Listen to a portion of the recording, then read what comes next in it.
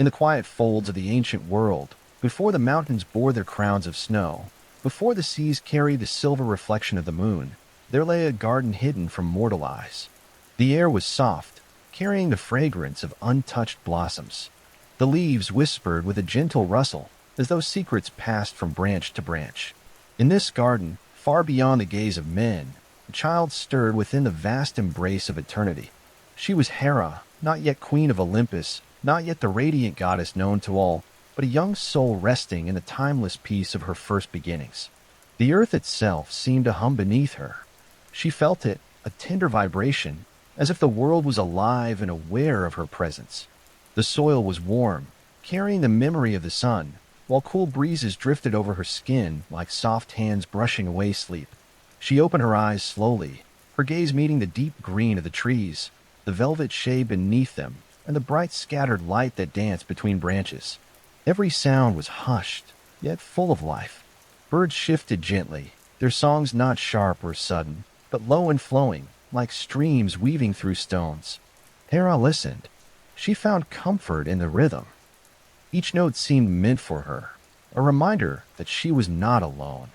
She placed her hand against the ground, feeling roots twist deep below, steady and patient. In those early days, Hera learned to love stillness.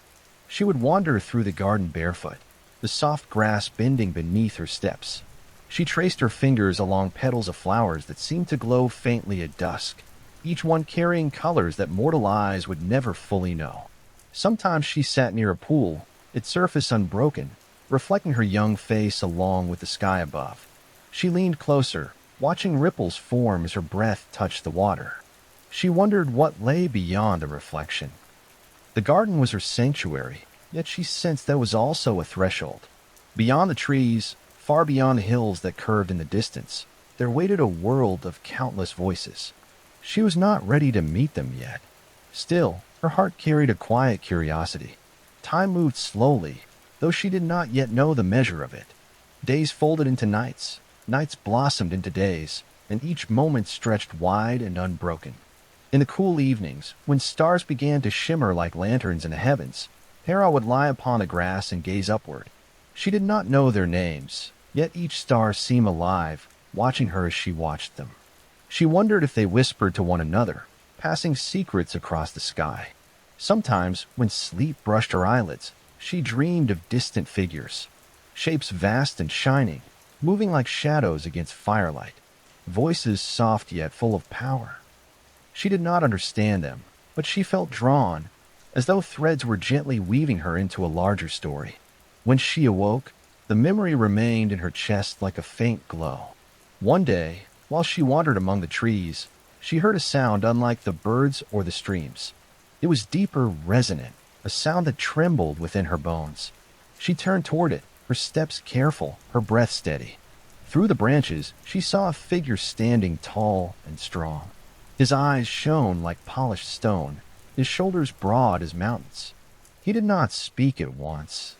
Instead, he watched her, as though searching for something he already knew was there. It was Oceanus, the ancient titan of the endless river that circled the earth. His presence was vast, yet calm, like the tide moving under a quiet moon. Hera lowered her gaze respectfully, though her heart beat quickly within her. "You are awake, child," Oceanus said, his voice deep but gentle, carrying the weight of rivers flowing without end. "The world stirs with change. You will have a place in it." Hera listened, though she did not yet understand. His words settled upon her like dew upon morning leaves. She wanted to ask questions, but she felt that the answers would come in their own time.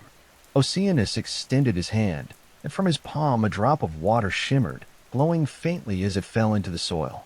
Where it touched, a flower rose swiftly, blooming with soft white petals that seemed to drink in the starlight. Hera knelt to look at it, her fingers brushing the delicate edges. "This is for you," Oceanus said. A reminder that beauty may rise even from the simplest ground. Hera touched the flower gently. Its scent was sweet, yet faint, a fragrance that lingered in memory more than in air. She held it close, feeling warmth spread through her hand into her heart. From that day, she began to notice how the world spoke to her in quiet ways. The wind carried messages in its patterns, The streams hummed soft songs as they wound through stone, and the stars above seemed to brighten when her gaze lingered. She did not always understand, but she listened. As time drifted forward, other figures came. Tethys, kind and watchful, spoke to her of rivers and seas, of creatures swimming in hidden depths. Rhea, gentle as dawn, came with soft steps and eyes full of patience. She told Hera of life, of birth, of the threads that bound beings together.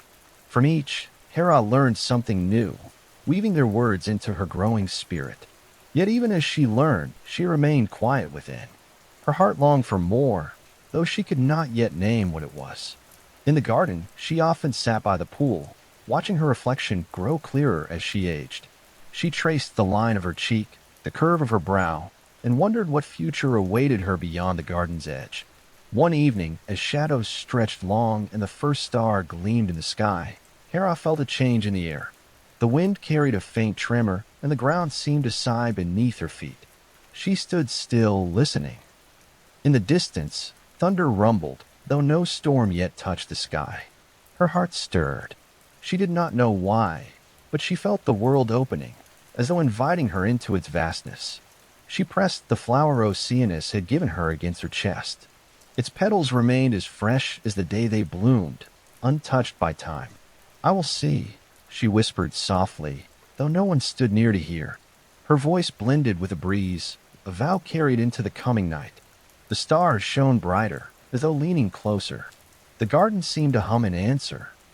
Hera closed her eyes, and in the stillness of her breath, she felt the beginning of a journey, one that would lead her beyond the quiet sanctuary, into the heart of the heavens themselves. And somewhere far beyond the horizon, thunder rolled once more, deep and low, waiting. The night deepened, and the stars shimmered like scattered pearls across the velvet sky. Hera lay awake upon the grass, the flower from Oceanus resting near her cheek. The air was cool, carrying the faint scent of earth and blooming jasmine. Yet beneath the calm, she felt a quiet trembling in the distance. The world itself seemed to be turning. From far beyond the hills, a glow began to rise. Not the soft silver of the moon, nor the warm gold of the sun, but a shifting radiance, colored with fire and stone. Hera rose slowly to her feet. The breeze lifted her hair, carrying with it a whisper of something vast. Figures emerged at the horizon, their steps heavy yet graceful, as though mountains had taken form and chosen to walk. The Titans had awakened. Their presence spread through the land like a tide. Some shone with the brightness of the sun's crown, while others carried the deep shadows of caverns and earth's hidden roots. Hera watched them, her breath steady but her heart full of wonder. One among them stood tallest, his chest broad as the sky itself. Cronus, ruler of the Titans, bore eyes that gleamed with restless power. His hands were steady, yet within them lingered a tension, as though holding both creation and destruction at once. Hera felt his gaze sweep over the world, weighing it, measuring it, as though deciding its fate. Beside him walked Rhea, softer, calmer, her presence like dawn breaking through mist. Her hands touched the air gently, as though blessing each step of the earth she walked upon. When her eyes found Hera, a quiet warmth filled them. For the first time, Hera felt something like kinship, as though threads unseen bound them together. The Titans spoke little, but their movements told stories. Oceanus lifted his hand, and rivers swelled wider, carrying silver light along their paths. Hyperion's glow touched the sky, spilling brightness across the horizon until dawn spread before its time. Gaia's deep voice rumbled through the earth, her every step sending life bursting upward in green shoots and blossoms. Hera watched in silence, her fingers pressed against the white petals of the eternal flower. She felt small before their vastness, yet not afraid. Instead, curiosity stirred within her. She longed to understand them, to know what they carried in their hearts. Rhea drew near, her steps soft against the grass. She knelt beside Hera, her robe flowing around her like the colors of early light. "Child of promise," she whispered, her voice low as a lullaby. "The world is opening before you. Do you feel it?" Hera nodded. "It trembles," she said softly, as though waiting. Rhea's hand brushed her cheek, warm and kind. "Yes, the old gives way to the new. Yet in every change there is beauty. You will see many little ones. You will grow. Her words lingered like gentle bells, leaving Hera with questions she could not yet form. Rhea rose again, her figure blending into the company of titans, and Hera felt the space around her deepen. Thunder rumbled once more, low and steady, but this time it came not from the distance of the sky. It came from within the gathering of titans themselves. Cronus lifted his head, his expression carved with resolve. He spoke words Hera could not yet fully hear, yet their weight pressed upon the air. His voice was a command, strong and unyielding, like stone breaking through silence. The titans answered. Some raised their hands, their power flowing like fire, water, and light. Others bowed their heads, their forms bending like trees in the wind. The earth shivered with their will, and Hera felt the garden itself stir as if to listen. She clutched her flower tighter, holding to its softness while the air thickened with power. She did not yet know the meaning of their gathering, but she sensed it was only the beginning of something vast. As night stretched deeper, Hera wandered from the place of meeting. She found a hill where the stars opened wide above her. She lay down, listening to the hum of the earth, the distant voices of titans, and the endless rhythm of her own breath. Her mind stirred with images, mountains lifting, seas rising, fire curling through the air. She wondered where her place would be when the world shifted again. The flower glowed faintly at her side, its petals drinking in the starlight. Hera touched it and whispered, "Show me what comes." But the flower gave no answer. Only the stars seemed to flicker brighter, as if keeping secrets she would one day uncover. The wind carried a new sound then, softer than thunder, yet heavy with promise. A cry, faint but clear, rising from the depths of night. Hera sat up, her gaze searching. In the distance, where Rhea's form glowed with gentle strength, a child had come into the world. Hera's heart stirred at the sound, the fragile voice of one who would grow into power beyond measure. The first of many. The cry echoed softly across the hills, carrying through the stillness of Hera's garden, lingering in her ears as she closed her eyes once more. Sleep came gently, wrapping her in quiet dreams. And in those dreams, the sky shimmered with golden light, waiting to open. The cry lingered in the night air, soft yet filled with promise, and Hera lay still, listening as if the stars themselves had breathed new life into the world.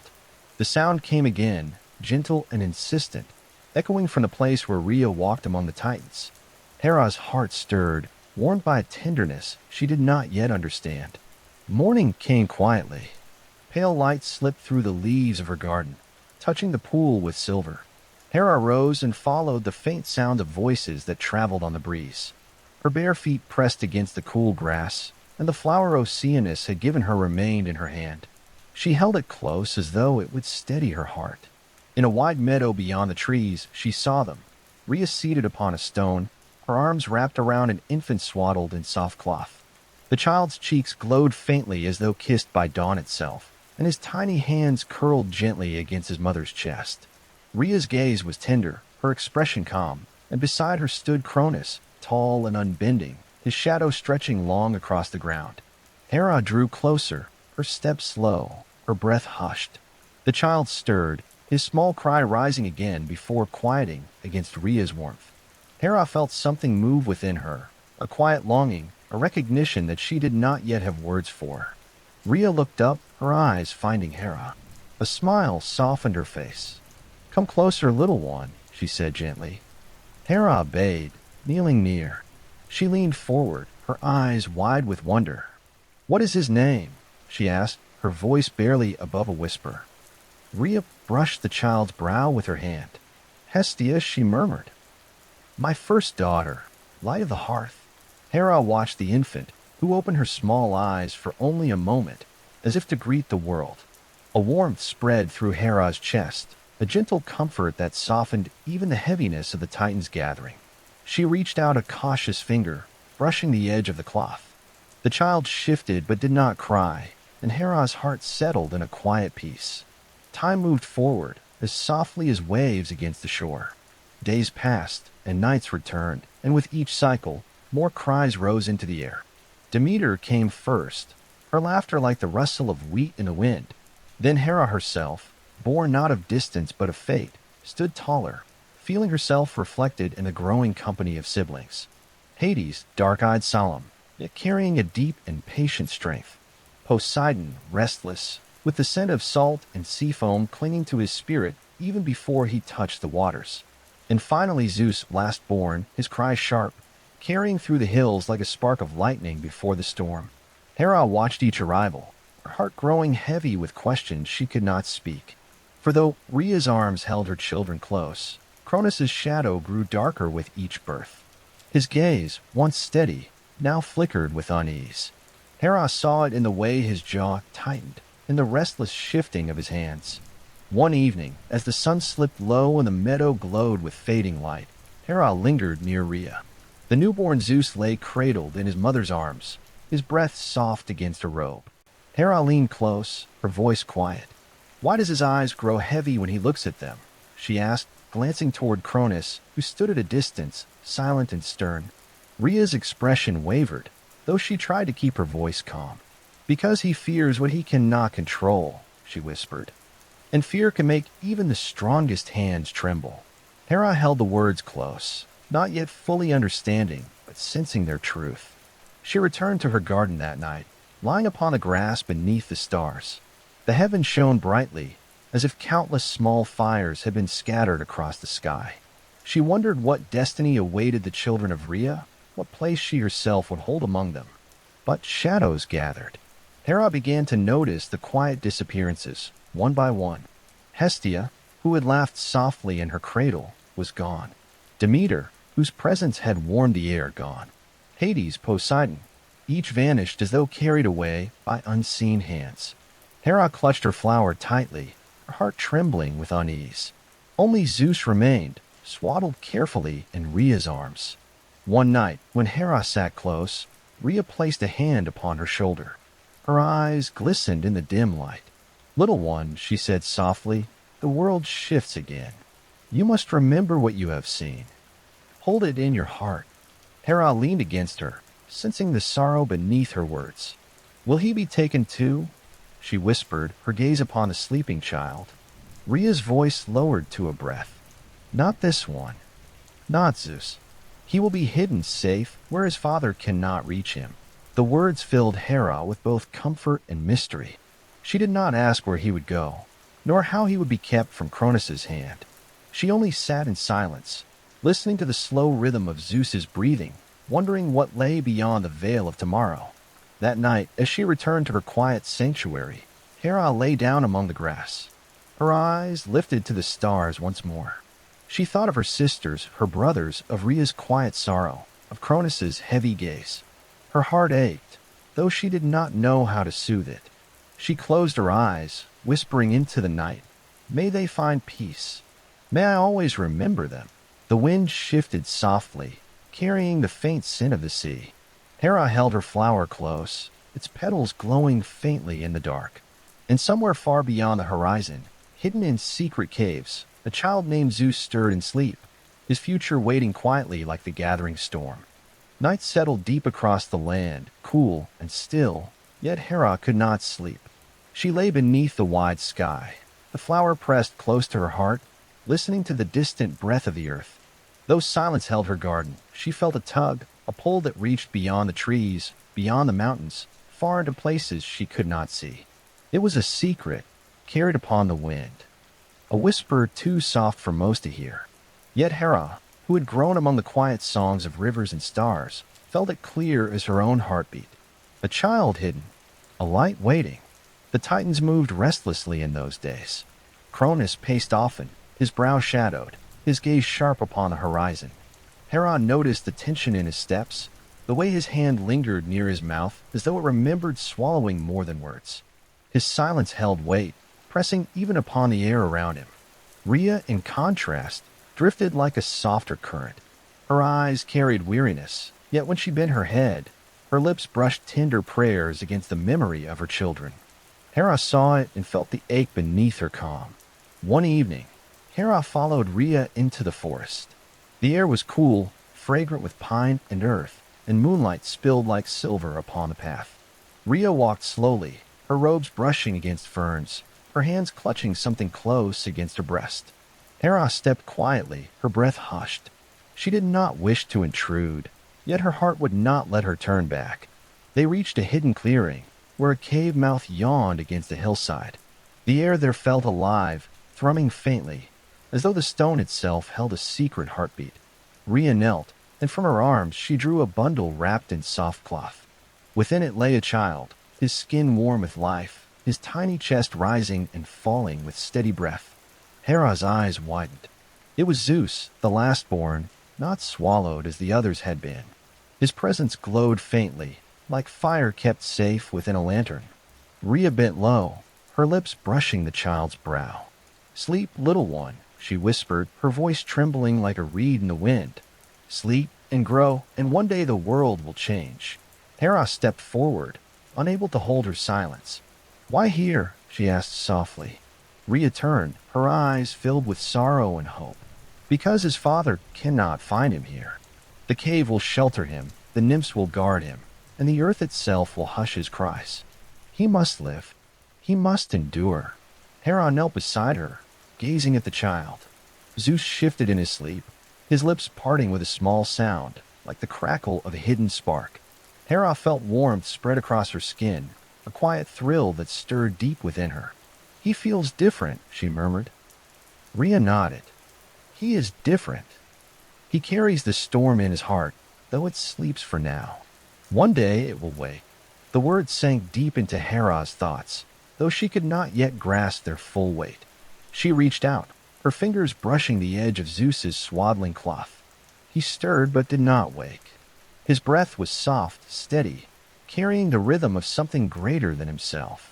From the shadows of the cave, figures emerged, gentle shapes, their eyes glowing faintly in the dark. Nymphs, keepers of the wild, their forms woven with the spirit of the land. They moved silently, bowing to Rhea, their hands outstretched to receive the child. Rhea hesitated, pressing Zeus close once more. A tear slipped down her cheek, gleaming in the moonlight. Then she placed him carefully in their arms. "Guard him well," she whispered. "Hide his cry from the one who would silence him." The nymphs nodded, their eyes solemn, their movements light as leaves drifting on air. They cradled Zeus with reverence, carrying him deeper into the cave, where shadows folded around them like a protective cloak. Rhea remained kneeling, her shoulders heavy. Hera knelt beside her, placing her hand against her mother's arm. "He will be safe," Hera whispered, though her voice trembled. Rhea turned to her, her gaze soft. "Remember this night, my daughter. Remember the light hidden in the dark. For one day, you will need to recall it." Hera held her mother's words, letting them settle within her heart. The cave mouth seemed to hum with quiet promise, as though the stones themselves had taken a vow. When they returned to the meadow, the world felt changed. The stars shone brighter, the wind carried a new edge, and even the silence of the night seemed full of waiting. Hera lay awake long after, listening to the faint memory of Zeus's breath, wondering how one so small could carry the hope of so much. The flower she held glowed faintly at her side, its petals warm, as if it too had heard the promise hidden in the cave. Hera brushed her fingers across it and closed her eyes.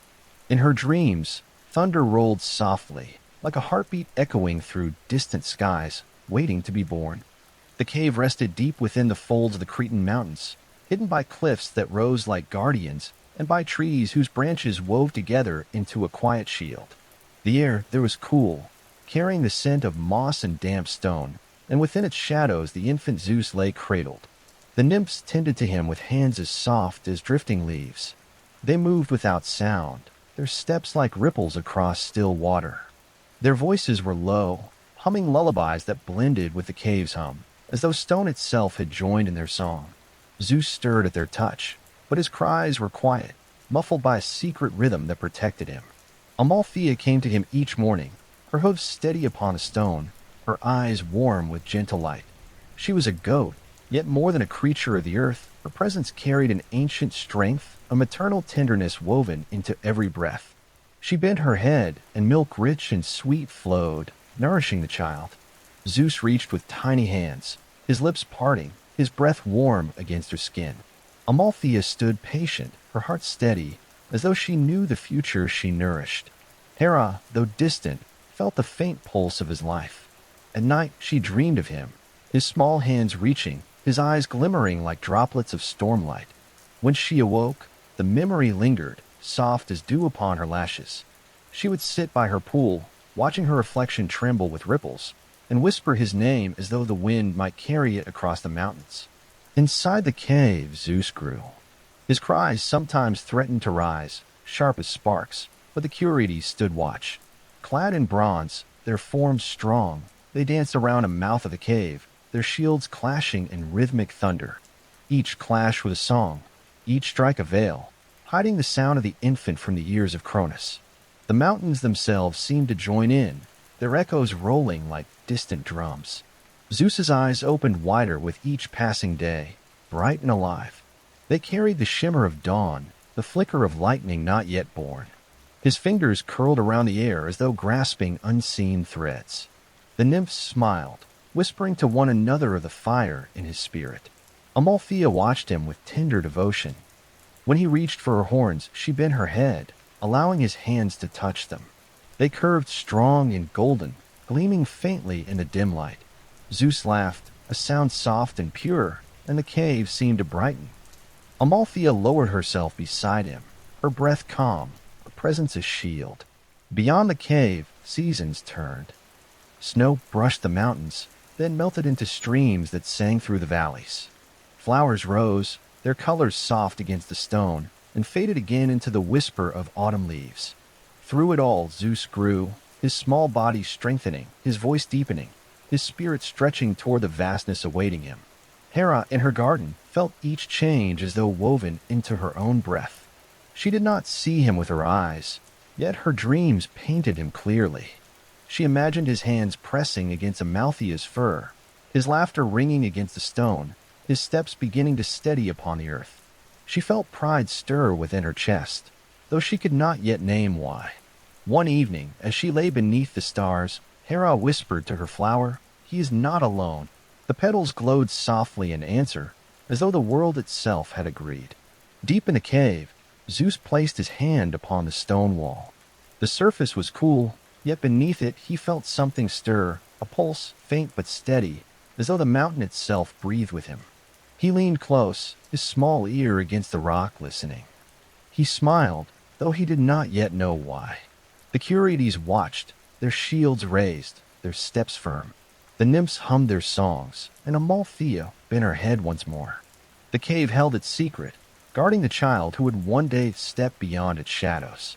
And in the quiet distance, though she did not walk the path, Hera felt the tremor of his laughter drift across her dreams, carrying with it the faintest hint of thunder yet to come. Time passed gently within the folds of the hidden cave. What began as the cries of an infant slowly grew into the laughter of a boy. Zeus learned to walk upon the cool stone floor, his small feet leaving faint prints in the dust. He reached for the walls, steadying himself, his fingers brushing the damp surface. The mountain whispered back a low murmur that seemed to welcome his every step. The nymphs watched with tender smiles. They guided his hands towards streams that flowed from cracks in the rock, showing him how to drink from cupped palms. They wove garlands of mountain flowers, setting them upon his head, laughing softly when he shook them free. His eyes gleamed, bright as the first light after rain, and his spirit carried a restlessness even in those early days. Amalthea remained always near. Her strong horns curved like golden crescents, gleaming in the glow of the cave. When Zeus pressed against her side, she stood firm, warm, and unshaken. Her milk had nourished him, but her steadiness fed him too, filling his heart with quiet strength. Sometimes, when the boy grew restless, he clutched her horns and pulled, laughing with delight. Amalthea lowered her head gently, never resisting, as though allowing him to believe he was already strong enough to move the mountain itself. Outside the cave, the Curetes continued their dance. Their bronze shields clashed in steady rhythm, the sound echoing through valleys and cliffs. Each clash disguised Zeus's growing voice, each striking a promise that Cronus would not hear. The mountain air itself carried the thunder of their steps, as if teaching Zeus the sound of storms long before he could summon one. Hera, far in her quiet garden, felt the tremors. At night, as she lay with her flower against her chest, dreams stirred within her. She saw a boy running across a stone, laughter in his voice. She heard the ring of bronze and the rush of wind, and though she woke to silence, her heart beat with the echo of storms. One evening, Hera wandered into the meadow where she had once watched her siblings born. The grass swayed softly, brushed by the evening breeze. She knelt, her fingers trailing through the blades, her thoughts heavy with absence. So many cries had filled this place, only to fall into silence. She whispered their names, Hestia, Demeter, Hades, Poseidon, letting each one drift into the night air. Her chest ached, but when she closed her eyes, she saw Zeus's small hands pressing against stone, his laughter ringing bright. A quiet comfort settled over her. He was not lost. He was hidden. He was growing. Meanwhile, within the cave, Zeus's strength began to show. His small arms could lift stones heavier than his frame should allow. His feet, though young, carried him swiftly across uneven ground. When he laughed, sparks of light sometimes flickered in the air, faint as fireflies yet glowing with a strange brilliance. The nymphs exchanged quiet glances, whispering of the fire rising within him. Zeus did not understand his own power. He only knew the joy of movement, the thrill of testing his hands and feet against the world. When storms gathered beyond the mountains, he pressed close to the cave mouth, watching the clouds roll and hearing the sky's deep growl. His eyes widened, and his smile carried a strange recognition, as though he already belonged to the thunder. Amalthea stood beside him, her warm breath steady, her gaze calm. She nudged him back when the rain swept too fiercely, guiding him once more into the cave's safety. Yet even within, Zeus held the storm in his heart.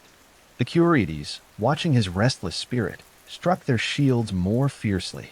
The rhythm grew louder, their feet stamping, their voices rising. Zeus clapped his small hands in joy, trying to echo their rhythm with stones he picked up from the ground. His laughter blended with their chants until the cave itself seemed to echo with thunder. And in her garden, Hera turned her gaze skyward. She saw the clouds gather at the horizon, their edges glowing with silver light. The air carried the scent of rain, sharp and sweet, and she whispered into the wind, "He is learning." The flower glowed faintly in her hand, its petals trembling as though stirred by distant thunder. Hera smiled softly, though her heart carried both wonder and unease. For she felt deep within that the storm was no longer only waiting, it was growing. The meadow was quiet that evening. A pale glow lingered over the horizon, where the last light of day melted into violet dusk. Hera walked slowly among the tall grasses, her hands brushing the tips of their feathery heads. Each blade bent with her touch, then swayed back into place, as if reluctant to let her go. The air was cool, carrying with it the faint perfume of wild thyme and the distant hum of bees returning to their hidden hives. Her flower rested against her palm, glowing faintly in the dim light. Its petals had grown fuller since the day she first clutched it for comfort. She pressed it to her cheek, feeling its soft warmth, and thought of the cries of her siblings that had been silenced one by one. The meadow was haunted by their absence. She could still remember the echo of their first breaths, the weight of their tiny forms, the way she had wanted to hold them longer. But their time outside had been brief, swallowed by shadows that lived within her father's heart. She lowered herself into the grass, folding her legs beneath her. The earth was cool, and its scent rose softly, rich and grounding. Overhead, the first stars had begun to pierce the twilight, scattered like faint lanterns against the sky. Hera gazed upward, her chest heavy. Somewhere beyond those stars, or perhaps hidden within their shining light, she imagined her siblings waiting. She did not know where souls wandered after being taken into darkness, but she hoped they still dreamed, still breathed, still waited to be found. Her thoughts drifted often to Zeus. Though she had not seen him, his presence lingered like the memory of laughter carried by the wind. She felt him in her dreams, running barefoot across stone, climbing over ridges, his small hands reaching for the sky. Sometimes she heard the faint clang of bronze, like distant bells, and she would wake with her heart racing, certain that his guardians still circled him with protection. "Little brother," she whispered into the night, "are you safe?" Her words vanished into the breeze, but the meadow answered with its gentle rustle, as though echoing her question back to her. The days passed quietly for Hera. She wandered through the sacred groves, lingered by rivers, and rested beneath the shade of olive trees. She traced patterns in the dirt with her fingers, shapes of waves, spirals of clouds, outlines of the sun. The world felt wide, yet she carried within her the small circle of family that had been torn away. She longed for their voices, their warmth, their presence beside her. The loneliness pressed heavily, but she held her flower tightly and whispered their names again and again, as if speaking them aloud would keep them alive within her heart. Sometimes she imagined what it would be like if they were together once more. She saw Hestia tending a quiet flame. Its glow gentle and steady. She saw Demeter gathering grains, her smile soft as she wove garlands. She saw Hades walking silently at the edge of shadows, his eyes thoughtful and deep. She saw Poseidon playing near the water, his laughter rolling like waves. And she saw Zeus, no longer a child, but tall and radiant, carrying the strength of storms in his gaze. These visions comforted her, though they left her aching when she woke. One morning, as the sun rose pale and golden, Hera walked along the cliffs where the sea stretched endlessly before her.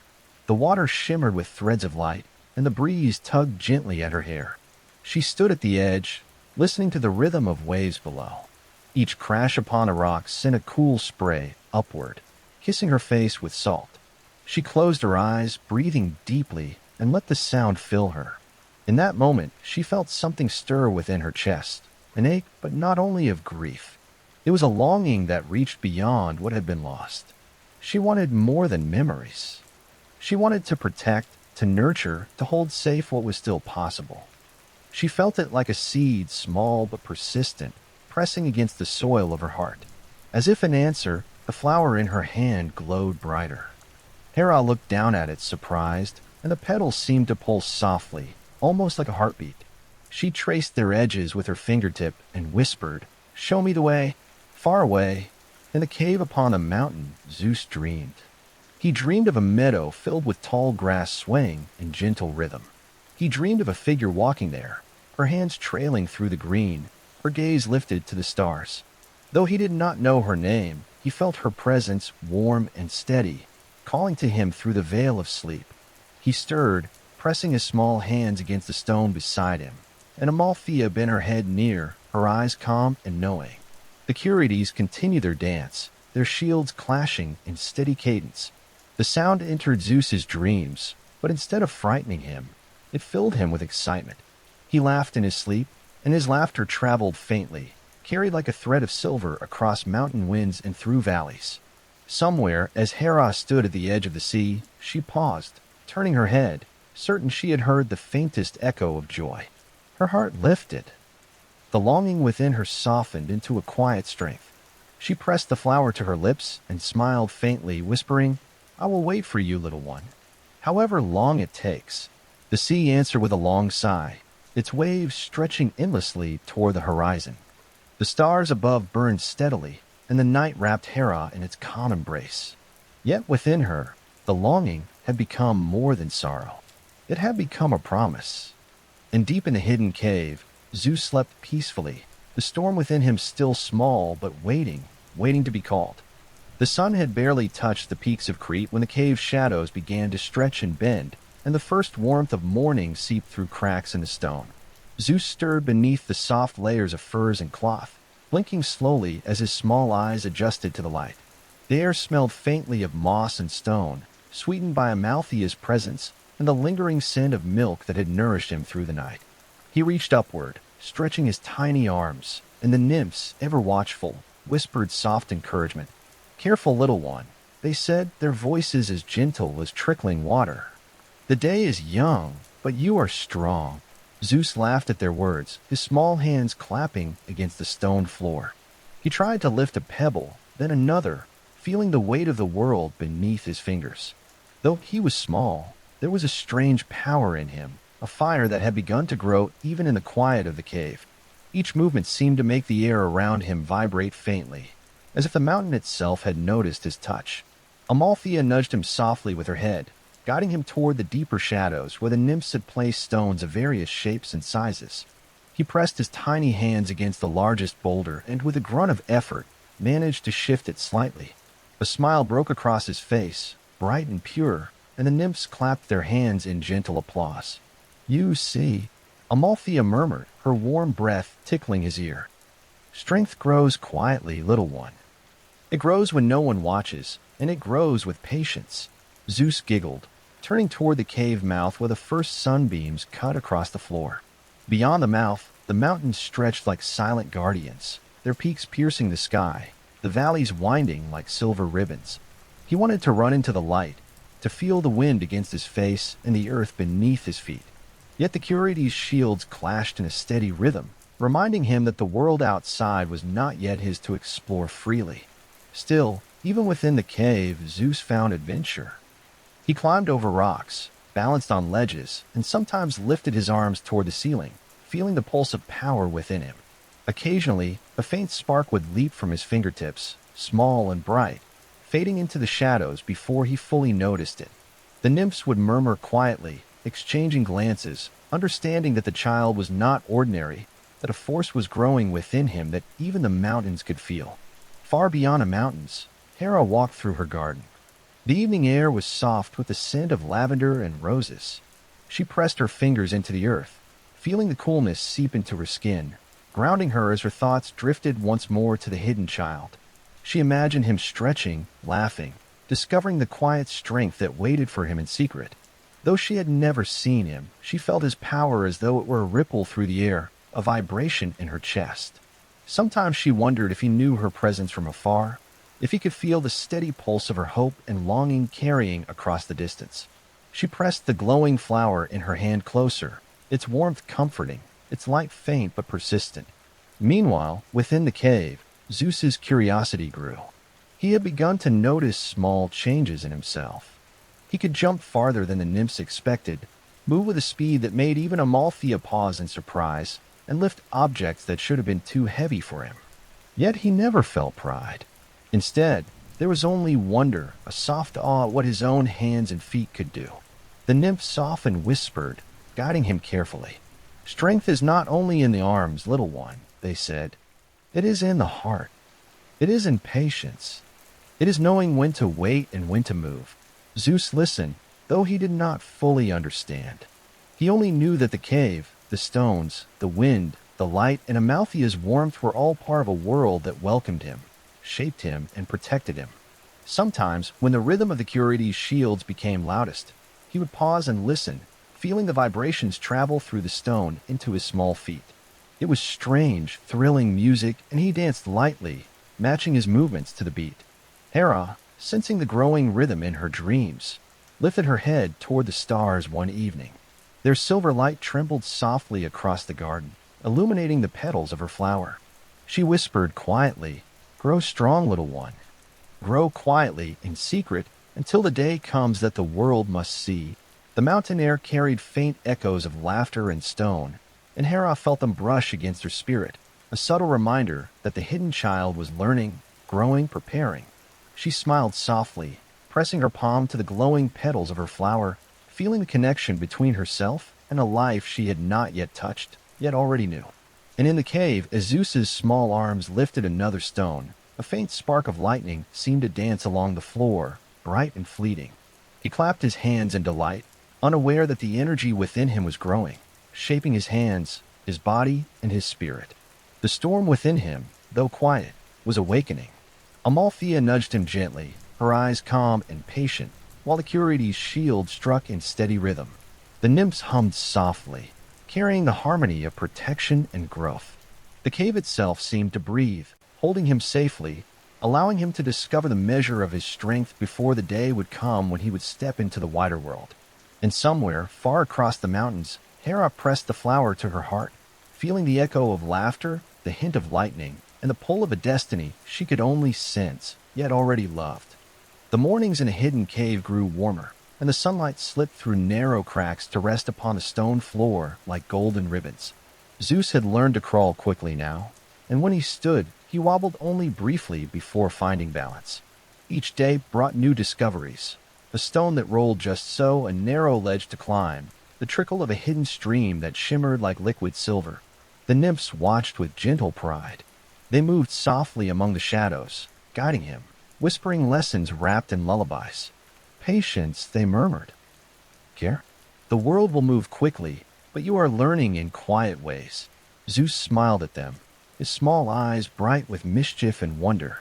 He lifted a stone larger than himself and tumbled it down the slope, clapping his hands as it rolled into the shadows. Amalthea nudged him gently, murmuring her soft encouragement, as if saying, "You are stronger than you realize." The Curetes continued their watch at the cave's mouth.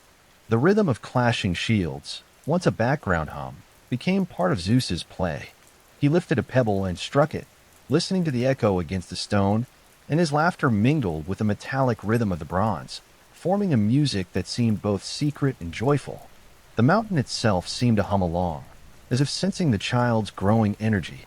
In her distant garden, Hera stood beneath the branches of an olive tree, feeling the wind brush her hair, the earth cool beneath her fingers. The flower she had carried for so long glowed faintly in her hand. She pressed it close and closed her eyes, letting her thoughts drift over the mountains, over hidden valleys, over the distant cave where the boy she had never touched yet already loved was growing. She felt the faintest pulse of change, a subtle vibration through the air, a hint of movement that was not her own. It was quiet, yet persistent, like a heartbeat echoing across the world. Hera lifted her gaze to the horizon, where clouds curled softly against the sky. Somewhere there, she sensed, destiny had begun to stir. Back in the cave, Zeus discovered a narrow crevice, just wide enough for his small hands to reach into. He pulled a pebble from deep within, its surface smooth and dark. He held it up to the sunlight streaming through the crack, marveling at the way it glimmered. The nymphs leaned close, whispering, "Every little thing you touch holds power, little one. Every stone, every stream, every gust of wind is part of what you are learning." Zeus pressed the stone to his chest, feeling its cool weight and the faint tremor that ran through it, as though the mountain itself had granted him a small secret. Amalthea nuzzled his cheek, and he laughed, tossing the pebble lightly into the stream where it made a soft splash. The water shimmered and rippled, and the sunlight danced upon it, carrying with it the faintest spark of what would one day become lightning. Hera, in her garden, traced the pattern of stars emerging in the twilight. She thought of her lost siblings again, of the children swallowed and hidden, and of the one who remained.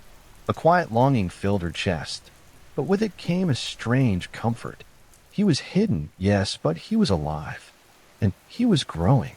That night, the wind shifted softly across the meadow. Hera walked slowly, listening to its gentle rustle through the grasses. She could hear the faint murmur of water, the distant echo of stones, the subtle vibrations of life moving quietly in secret places. She pressed the glowing flower against her heart and whispered, "Learn, grow, and when the time comes, I will see you again." Meanwhile, in the cave, Zeus had grown bold enough to climb higher ledges. He scrambled over stones, reached toward the stalactites hanging from the ceiling, and laughed when Amalthea nudged him back gently. The nymphs held their breath as he pressed himself to the edge of the stone platform, and then smiled quietly when he steadied himself and beamed with triumph. Each small success was part of a rhythm, a pattern of growth that would carry him far beyond the cave. The Curetes' shields rang steadily, their rhythm echoing off the walls, filling the cave with sound and protection. Zeus learned to move in time with it, clapping his hands and bouncing lightly on the stone floor, almost unaware that he was practicing a dance of strength and timing that would serve him when he stepped into the world outside. And though she was far away, Hera could feel it. She felt the small pulses of energy, the quiet sparks of power, the rhythm of growth that the child carried within him. She pressed her hand to her chest, feeling her own heartbeat echo in tandem. She closed her eyes and imagined his small hands, his laughter, the way he pressed stones together and made them move. She could not reach him, not yet, but she felt the connection subtle and enduring, like a thread of light stretching across the mountains. Hera whispered once more into the evening, "Grow quietly, little one. Let the world wait for your strength." The flower in her hand glowed with a gentle pulse, a quiet reflection of life stirring far away. The cave seemed to hum with the presence of the child, Amalthea, the nymphs, and the vigilant Curetes. Zeus paused for a moment, placing his small hands against the wall and listening. A faint spark of energy coursed through him, a pulse of hidden strength, gentle but insistent. He laughed softly, pressing his cheek to the stone, unaware of the weight of the future gathering quietly around him. And far beyond the mountains, Hera lay beneath the stars, listening to the night air, feeling the subtle pull of destiny. The quiet longing she had carried for so long had become a steady rhythm, like the earth beneath her feet. She pressed the flower to her lips and whispered, "The world is waiting, little one, and I will be here." The night held its breath, soft and patient, cradling both the hidden boy and the distant sister who carried him in her heart. Somewhere deep within the cave, the first signs of lightning stirred faintly in the air, as though the mountain and the child shared a secret only they could understand. The morning sun rose slowly, spilling golden light across the quiet meadows where Hera often wandered. She walked barefoot, letting the cool grass tickle her toes and the soft soil pressed against her soles. Each step was deliberate, a small ritual of connection to the earth that had carried her since the day she was born. The flower in her hand glimmered faintly, its petals reflecting the light in gentle warmth, like a quiet heartbeat pulsing beneath her palm. Hera's gaze drifted toward the distant mountains, where she knew the hidden cave lay. Though she could not see it, nor hear the child within, she felt his presence through the threads of the world, the subtle rhythm of life carried in wind and earth and water. Sometimes the faintest echo of laughter or the shimmer of sunlight on stone seemed to reach her, and she pressed her hand to her chest in wonder, feeling the small but powerful pulse of life far away. She settled beneath a spreading olive tree, its branches heavy with leaves that whispered in the gentle morning breeze. The scent of thyme and wildflowers drifted around her, mixing with the faint salt of the distant sea. Hera closed her eyes, letting the soft rhythm of the world soothe her, and listened. Her thoughts wandered to Zeus, growing in secret. She imagined him climbing over the stones, laughing, stretching, learning the quiet strength that would one day carry him beyond the cave. She pictured Amalthea bending her head, offering steady warmth and protection, and the nymphs moving with careful grace around him, teaching him patience without words. Each scene unfolded in her mind like a slow, gentle song, and her heart swelled with longing and pride she had never known before. Yet Hera's reflection was not only of joy.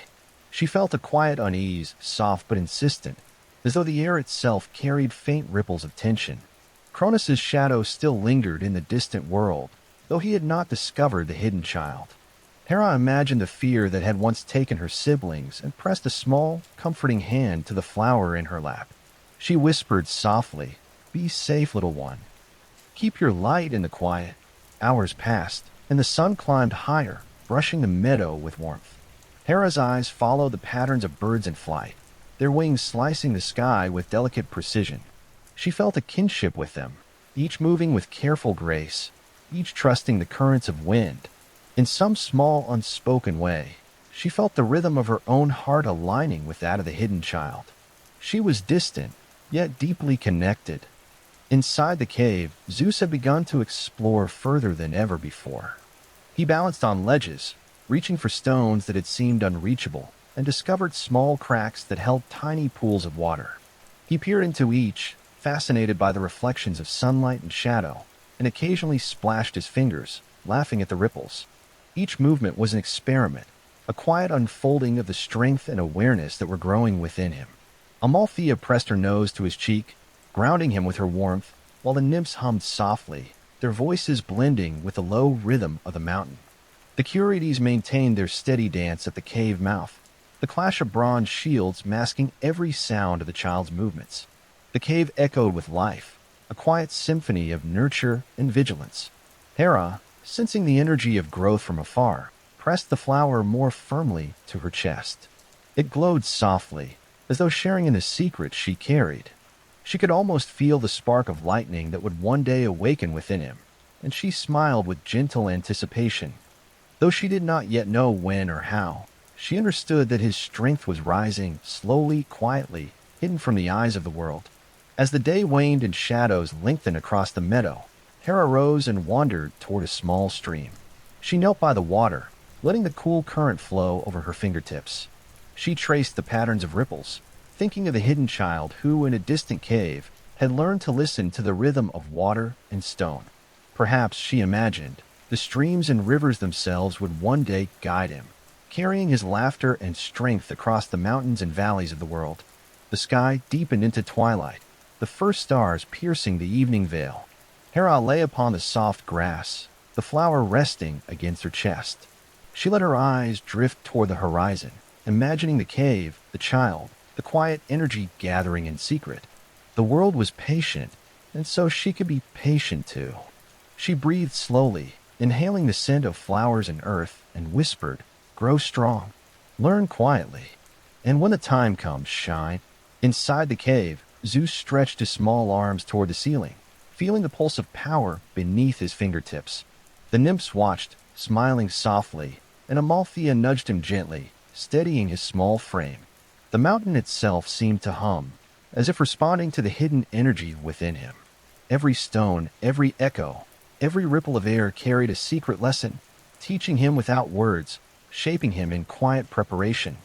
And far across the mountains, Hera felt the faintest vibration of laughter, a tiny spark of energy, a gentle promise of what was to come. She pressed her hand to her chest and closed her eyes. Though she was far from him, though the world stretched between them, she felt the bond, subtle and enduring, carrying the hidden child safely into the slow rhythm of destiny. The night deepened, and the stars blinked gently above, as if watching over them both. Hera's flower glimmered softly in the darkness, a quiet companion, a witness to the patient unfolding of strength and hope. The world was still, yet alive with promise. Somewhere, deep in a hidden cave, Zeus dreamed of stones, streams, and laughter, unaware that a quiet sister's love and watchful heart were stretched across the mountains, guiding and protecting him in ways both gentle and invisible. The morning sky stretched pale and endless above the hidden cave, brushing the mountains with soft light. Zeus stirred, his small hands reaching toward the golden rays that filtered through the narrow cracks in the stone ceiling. The cave was quiet except for the low hum of the mountain, the gentle trickle of water, and the soft breathing of Amalthea beside him. The nymphs moved among the shadows, their whispers barely audible, guiding him, nurturing him, letting him discover the world at his own pace. Each day, Zeus grew stronger, more aware. He had begun to notice the tiniest changes in the light, the patterns of shadow on the walls, the rhythm of water flowing through the small pools. The smallest stones became puzzles for him to solve, the tiniest crevices invitations to explore. Amalthea watched closely, her warm breath steady, grounding him, while the nymphs hummed their low melodic songs. The cave itself seemed to bend gently around him, a protective cocoon where strength and curiosity could grow together. Even far from the cave, Hera felt the subtle stirrings of change. The wind carried whispers across the mountains, brushing her skin, moving her hair with delicate fingers.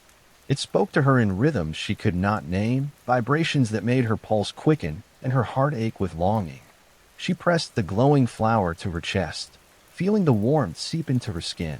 "The world is awake," she whispered softly to the flower. "And he is learning."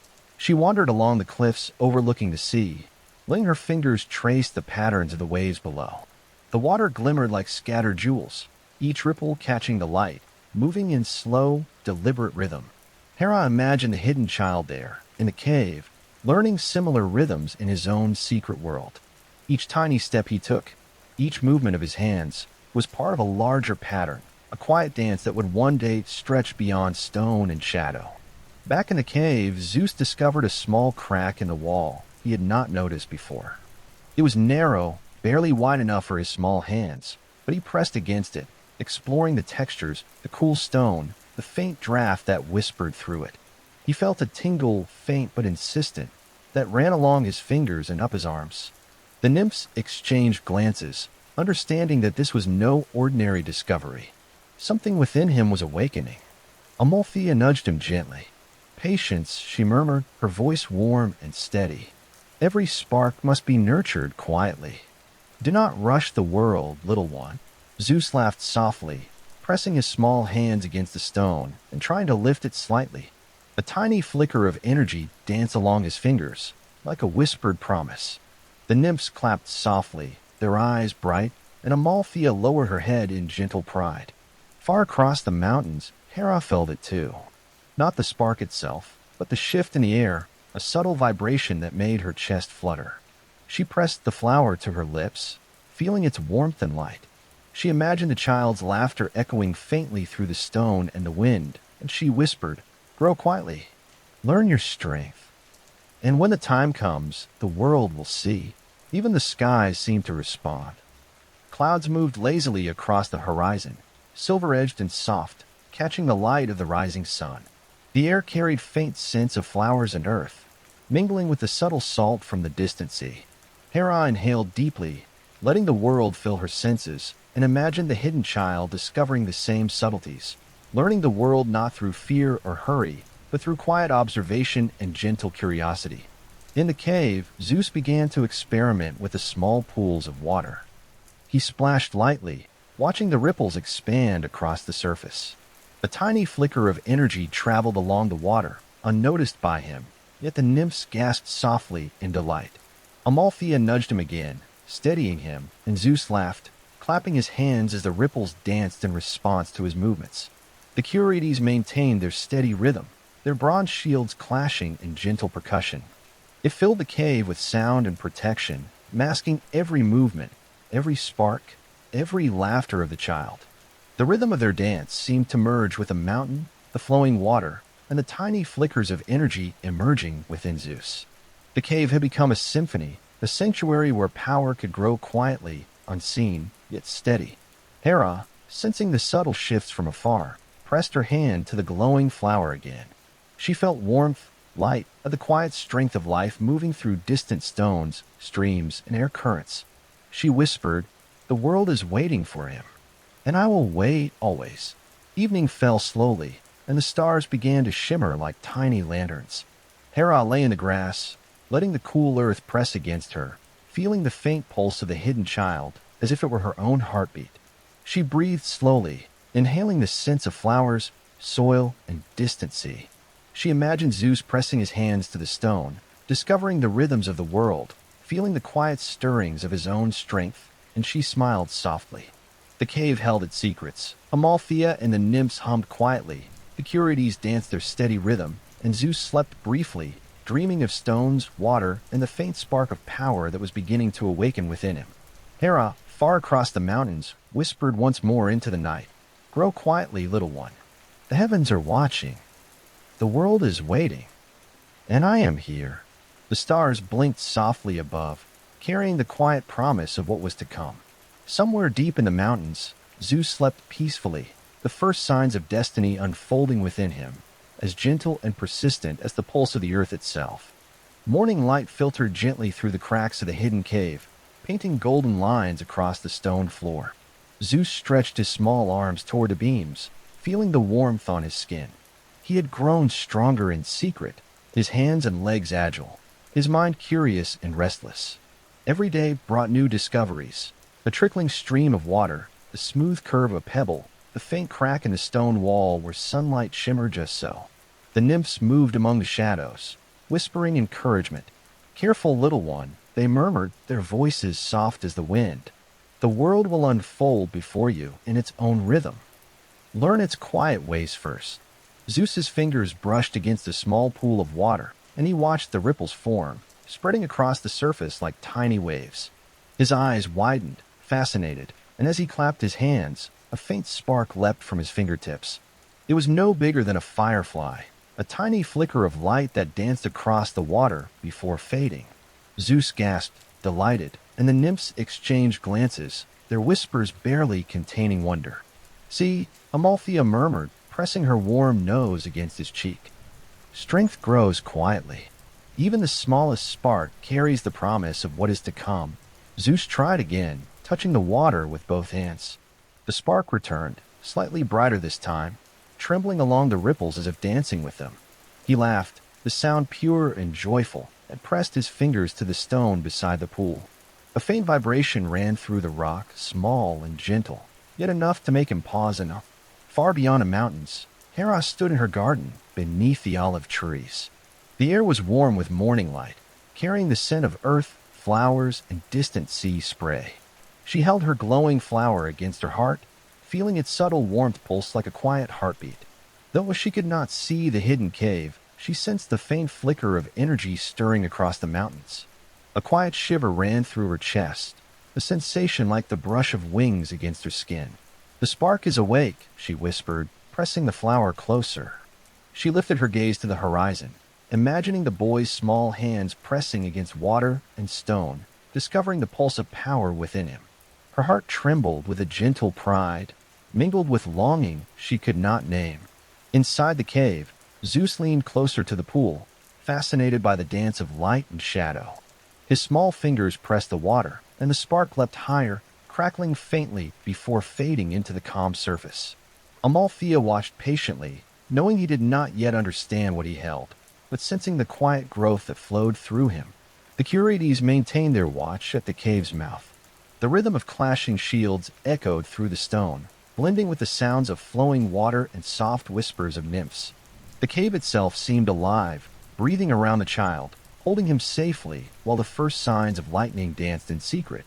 Zeus experimented again, dipping his fingers into the water and lifting them slowly. This time, a faint flicker of light arched between his hands, like a miniature bolt of lightning. His eyes widened with delight, and he laughed, the sound echoing softly against the stone walls. Amalthea nudged him gently, steadying him, while the nymphs whispered in awe, their voices soft but full of wonder. Far across the mountains, Hera felt a subtle vibration in the air, a faint thrill that made her pulse quicken. She pressed her hand to her chest, feeling the quiet warmth of the flower, the gentle rhythm of life, and the distant spark that seemed to reach across the world. She closed her eyes, imagining the hidden child experimenting with light and energy, his laughter carrying faintly like a thread of silver across valleys and cliffs. "The world is ready," she whispered softly, "and so are you, little one. Grow quietly and let the spark guide you." As the sun climbed higher, the cave filled with soft golden light. Zeus pressed his hands to the stone, touching the small sparks of energy, feeling the faint vibration of power that flowed beneath the surface. Amalthea and the nymphs hummed softly, their presence steady and warm, grounding him while he explored. The cave, the stones, the water, the wind, and even the faint pulse of the mountain itself seemed to bend gently around him, holding him in quiet protection. Evening fell, painting the sky in shades of violet and silver. Hera wandered to the cliffside, letting the cool wind brush her face and hair. She watched the stars begin to appear, shimmering softly like distant lanterns. She pressed her glowing flower against her chest, feeling its warmth and light, and imagined Zeus's small hands reaching for sparks, pressing against stones, discovering the quiet rhythm of his power. Somewhere deep in the cave, Zeus paused, placing his hands in the water once more. A tiny bolt of lightning arced between his fingers, bright and fleeting, and he laughed with pure delight. Amalthea pressed her head against his shoulder, and the nymphs whispered quietly, sharing in the wonder. The Curetes continued their steady rhythm, masking every sound, protecting him from the world outside. Hera, far across the mountains, felt the faint thrill in the air, a subtle vibration like a heartbeat. She pressed her palm to the flower, and its glow brightened softly. She whispered, "Grow quietly, little one. Let your strength bloom, let the spark dance, and when the time comes, the world will know your power." The night wrapped the meadow and the mountains in gentle darkness, holding both Hera and the hidden child in a calm embrace.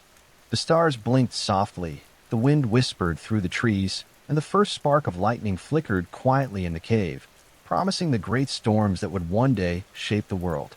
And deep within the mountain, Zeus dreamed of light, water, stone, and laughter, unaware yet of the destiny quietly gathering around him, cradled by Amalthea, the nymphs, and the unseen, loving watch of Hera. The dawn broke softly over the meadow, brushing everything in gentle shades of gold and pink. Hera walked slowly through the tall grass, her bare feet sinking slightly into the damp earth. The air was fresh, carrying the faint scent of wildflowers, olive trees, and the distant salt of the sea. Each step she took seemed to awaken a soft rustle in the grass, as if the earth itself recognized her presence. In her hand, the glowing flower pulsed with warmth, a quiet companion that mirrored her own heartbeat. She pressed it to her chest, feeling the soft radiance seep through her fingers. Though she could not see Zeus, she could feel him, somewhere beyond the mountains, growing quietly, learning, stretching, and discovering the spark of life within him. She settled beside a small stream that trickled through the meadow, its waters cool and clear. She dipped her fingers into the flowing current and let it trickle across her palms, watching the ripples spread outward. She imagined the child in the hidden cave, doing the same, exploring the patterns of water and stone, unaware that a sister far away watched over him with steady, loving attention. "Grow quietly," she whispered, Learn your strength, little one. The world will wait. Far below, within the shadowed cave, Zeus experimented again with the sparks of energy that had begun to awaken in him. He pressed his fingers into the water, laughing as tiny bolts danced between his small hands, flickering across the surface. Each spark seemed alive, almost playful, and he clapped his hands in delight as the light jumped from one fingertip to the other. Amalthea nudged him gently, steadying him, while the nymphs hummed soft, melodic encouragements. The cave was alive with quiet energy. The rhythm of the Curides' shields echoed steadily, blending with the gentle drip of water and the faint hiss of sparks from the child's ants. The stones beneath Zeus's feet vibrated faintly with the growing pulse of his hidden power. Each movement, each touch, each laugh was a lesson, a small thread weaving him closer to the destiny that waited quietly beyond the cave. Hera, sensing the subtle stirrings of change from afar, closed her eyes and let the wind brush against her cheeks. She felt the pulse of life reaching her across valleys and cliffs, subtle as a heartbeat but persistent. She pressed the flower to her lips and whispered softly, "Be patient. Let your strength bloom in secret. Let it grow in quiet ways, and it will carry you far." The day stretched on, and Hera walked slowly along the cliffs, tracing the patterns of sunlight on the rocks and the movement of clouds in the sky. The world was vast and patient, and she felt its rhythm in every step she took. She imagined Zeus pressing his small hands to the stones, climbing, reaching, feeling the vibrations of energy, discovering the first whispers of the power he carried within. Inside the cave, Zeus's fascination with sparks grew. He held his small hands over a shallow pool, watching the tiny arcs of lightning dance across the water. He laughed softly, delighted, and pressed his palms to the stone, feeling the vibration travel through his arms and into his small frame. Amalthea nudged him gently again, her warm nose pressing into his cheek, grounding him as he experimented. The nymphs whispered their gentle guidance, reminding him that patience was as important as discovery. "The world unfolds slowly, little one," they murmured. "Do not rush the spark. Let it grow with you." Hera, far across the mountains, felt the quiet pulse of energy as if it were a thread of light connecting them. She pressed her hand to the glowing flower, imagining Zeus's small fingers dancing in the water, the faint arcs of lightning flickering between them. A smile curved her lips, soft and tender. She whispered, "Grow quietly, little one. I am here. I am watching. And when the time comes, your spark will light the world." As evening approached, Hera lay in the soft grass beneath the olive tree, the flower resting against her chest. The sky deepened into shades of violet and silver, and the first stars shimmered softly above. The air carried the scent of earth, flowers, and distant sea, mingling into a gentle perfume that made her chest ache with longing. In the cave, Zeus pressed his small hands together, feeling the faint energy that had begun to respond to his touch. He laughed softly as sparks arched between his fingers, bright and fleeting, then dipped them into the pool, watching the light ripple across the water. Amalthea and the nymphs moved around him in quiet harmony, supporting him without words, allowing him to explore and discover at his own pace. The Curides' shields rang steadily, their rhythm a protective barrier, blending with the mountain and the cave sounds, masking every flicker of power and every laugh of the child. The cave seemed alive, breathing around him, holding him safely while his strength grew quietly, imperceptibly, in preparation for the day he would leave its hidden walls. Hera, far away, pressed the flower more firmly against her chest, feeling warmth and subtle light pulse through her fingers.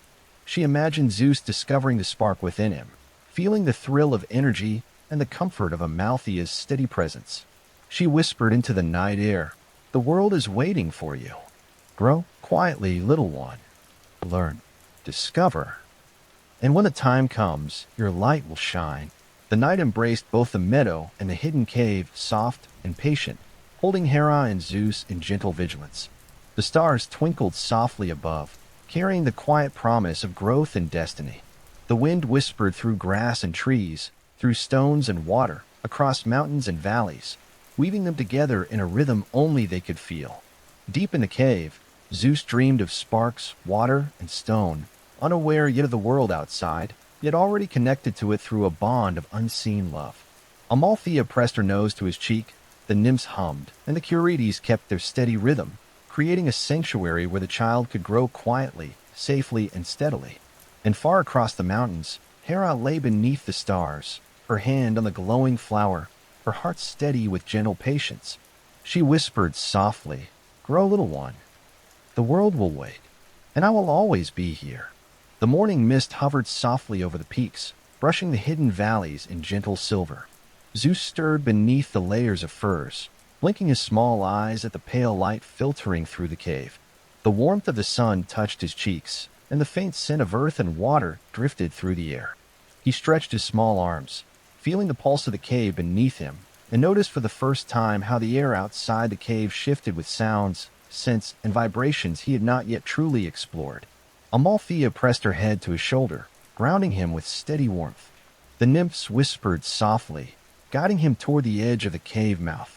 "Look carefully, little one," they murmured. "The world is vast, but there is no hurry. Observe, listen, and learn." Zeus crawled to the opening, peering through the narrow gap at the landscape beyond. Rolling hills stretched like waves, dotted with olive trees, wildflowers, and the occasional silver ribbon of a river catching the morning light. He gasped softly, his small hands pressing against the cool stone, amazed at the breadth of the world, so much larger than his hidden cave. A gentle breeze brushed his hair and kissed his cheeks with the scent of distant flowers and the sea. Hera, far across the mountains in her garden, felt the faintest tug, a subtle vibration that made her heart flutter. She pressed the glowing flower to her chest, sensing the quiet awareness stirring within the hidden child. "See the world," she whispered, "and learn its rhythms. Be patient, little one. Let your heart guide you gently." Zeus reached a tiny hand forward, letting the sunlight touch his fingers. The warmth thrilled him, and he pressed his palm against the air, feeling the current of wind that moved through the leaves outside. He leaned closer, sniffing the fresh scents of flowers, grass, and distant sea, and laughed softly, delighted by the vastness surrounding him. Amalthea pressed against him again, her warmth steady and reassuring. The nymphs moved quietly around him, guiding without words, allowing him to experience the world with all his senses. He noticed the distant mountains shimmering with light, the soft murmur of a stream below the cliffs, the rustle of grasses swaying in the breeze. His eyes widened as he realized the vastness of the world was not frightening, but full of secrets waiting for him to discover. The first small birds appeared, flitting through the air with delicate grace. Zeus reached out a tiny hand, laughing softly as they darted just out of reach, their wings brushing faintly against the wind. The nymphs smiled, whispering that he was learning balance, rhythm, and patience, all gifts that would serve him when his strength grew larger and his spark more brilliant. Hera, sensing the subtle changes from afar, inhaled deeply, letting the morning air fill her lungs. The wind carried faint echoes of movement and life, of discovery and curiosity, and she pressed the flower closer to her heart. "Grow quietly," she whispered. "Observe, learn. The world will wait, but your strength is awakening." Zeus leaned against the stone edge of the cave, feeling the texture beneath his fingers, and watched sunlight dance across the hills. He noticed how the shadows moved with the sun, how the light shimmered on distant streams, and how the wind made the grasses bend gracefully. The patterns fascinated him. He pressed his small hands to the earth below the cave, feeling the faint vibration of life traveling through stone, soil, and air. Amalthea nuzzled him gently, and the nymphs hummed quietly, creating a rhythm of calm that allowed him to explore without fear. The Curides' shields rang steadily at the cave mouth, the metallic rhythm blending with the murmurs of water and wind. Every sound, every vibration, every flicker of movement became a lesson, teaching him the quiet ways of strength, patience, and observation. Hera walked along the cliffs, the soft earth beneath her feet pressing gently into her soles. The wind lifted her hair, carrying the subtle sense of wild time and distant waves. She imagined Zeus's small hands pressing against stone, reaching for light, feeling the wind, and discovering the rhythm of the world. Her chest ached with gentle longing, but she felt a quiet comfort knowing he was learning in safety, guided by care and quiet patience. The sun climbed higher, and the world revealed new colors, soft greens of the hills, golden ribbons of sunlight on the streams, pale blues of distant mountains fading into sky. Zeus pressed his small hands to the stones at the cave's mouth, noticing how the texture changed under his fingers, how the light reflected differently across each surface. He laughed softly, thrilled by the discoveries, unaware of the subtle pulse of power growing within him with every movement. Hera, far away, closed her eyes beneath the olive tree. She felt the quiet rhythm of life, the soft pull of the hidden child's presence, and the faint spark of energy that had begun to emerge. She whispered once more, "Grow quietly, little one. Observe, learn, and let the world awaken to you in its own time." As twilight approached, Zeus leaned back against Amalthea, exhausted but content. He had seen more of the world in a single morning than he had imagined possible, and yet he was not overwhelmed. Instead, he felt curiosity deepen, a desire to explore further, to touch, to listen, to discover. The nymph smiled softly, security's shields clanged in rhythmic protection, and the cave seemed to hold him in its gentle embrace. Hera watched from afar as stars blinked into the evening sky. The flower in her hand glowed softly, a reflection of her quiet love and vigilance. She imagined the child discovering the world with wonder, guided by gentle hands, careful instruction, and his own curiosity. She pressed the flower to her lips and whispered, "The world is vast, little one. Grow quietly, and your strength will meet it when the time comes." Deep in the cave, Zeus fell asleep, dreaming of sunlight on the hills, streams rippling in the wind, and the soft, steady presence of those who guided him. The sparks of energy within him flickered faintly in his dreams, gentle but persistent, promising that the day would come when his hidden strength would rise fully, quietly yet brilliantly. And far across the mountains, Hera's gentle watch continued, steady and patient, her heart tied to the child who had begun to glimpse the vast, beautiful world waiting for him. The morning sun poured slowly over the peaks, brushing the hidden cave in pale gold. Zeus stirred beneath his blankets of furs, his small fingers tracing the familiar patterns in the stone floor. He had grown bolder in recent days, climbing ledges higher than before, reaching for cracks in the wall where light shimmered faintly, and experimenting with tiny sparks of energy that danced like fireflies in the shadows. Amalthea pressed her warm nose to his shoulder, steadying him with gentle encouragement. The nymphs whispered softly, their melodic voices blending with the distant hum of the mountain. "Patience," they said. "Move slowly, little one. The mountain itself will teach you if you only listen." Zeus leaned closer to a small pool of water near the cave's mouth, watching the sunlight ripple across its surface. A tiny spark of energy flickered between his fingers as he pressed lightly to the cool water. It was playful, almost teasing, and he giggled, the sound bouncing softly off the stone walls. Amalthea nudged him again, reminding him gently to keep steady, while the nymphs hummed low, rhythmic encouragements. The mountain responded in quiet ways. A faint vibration ran through the stones beneath his hands, subtle enough that only he could feel it. A small draft whispered through the cracks, carrying scents of earth, flowers, and distant sea. The mountain itself seemed to pulse in harmony with the child's burgeoning power, as though recognizing the quiet rhythm of growth within him. Far beyond the cave, Hera walked along the cliffs, her bare feet pressing into the cool earth. The wind lifted her hair, carrying the subtle scent of olive trees and wild thyme. She held the glowing flower against her chest, feeling its soft warmth pulse with each breath. Somewhere across the mountains, the hidden child moved, and she felt him, a faint vibration, a gentle stir in the air that threaded through valleys and ridges to her fingertips. "The mountain stirs," she whispered softly, "and so does he. Grow quietly, little one. Let the world unfold around you." Inside the cave, Zeus's curiosity led him to press his small hands against a section of stone he had not explored before. The faint pulse of energy beneath his palms seemed stronger here, vibrating gently, almost like the heartbeat of the mountain itself. He smiled, feeling the connection, unaware that his laughter and small sparks were already interacting with the life around him.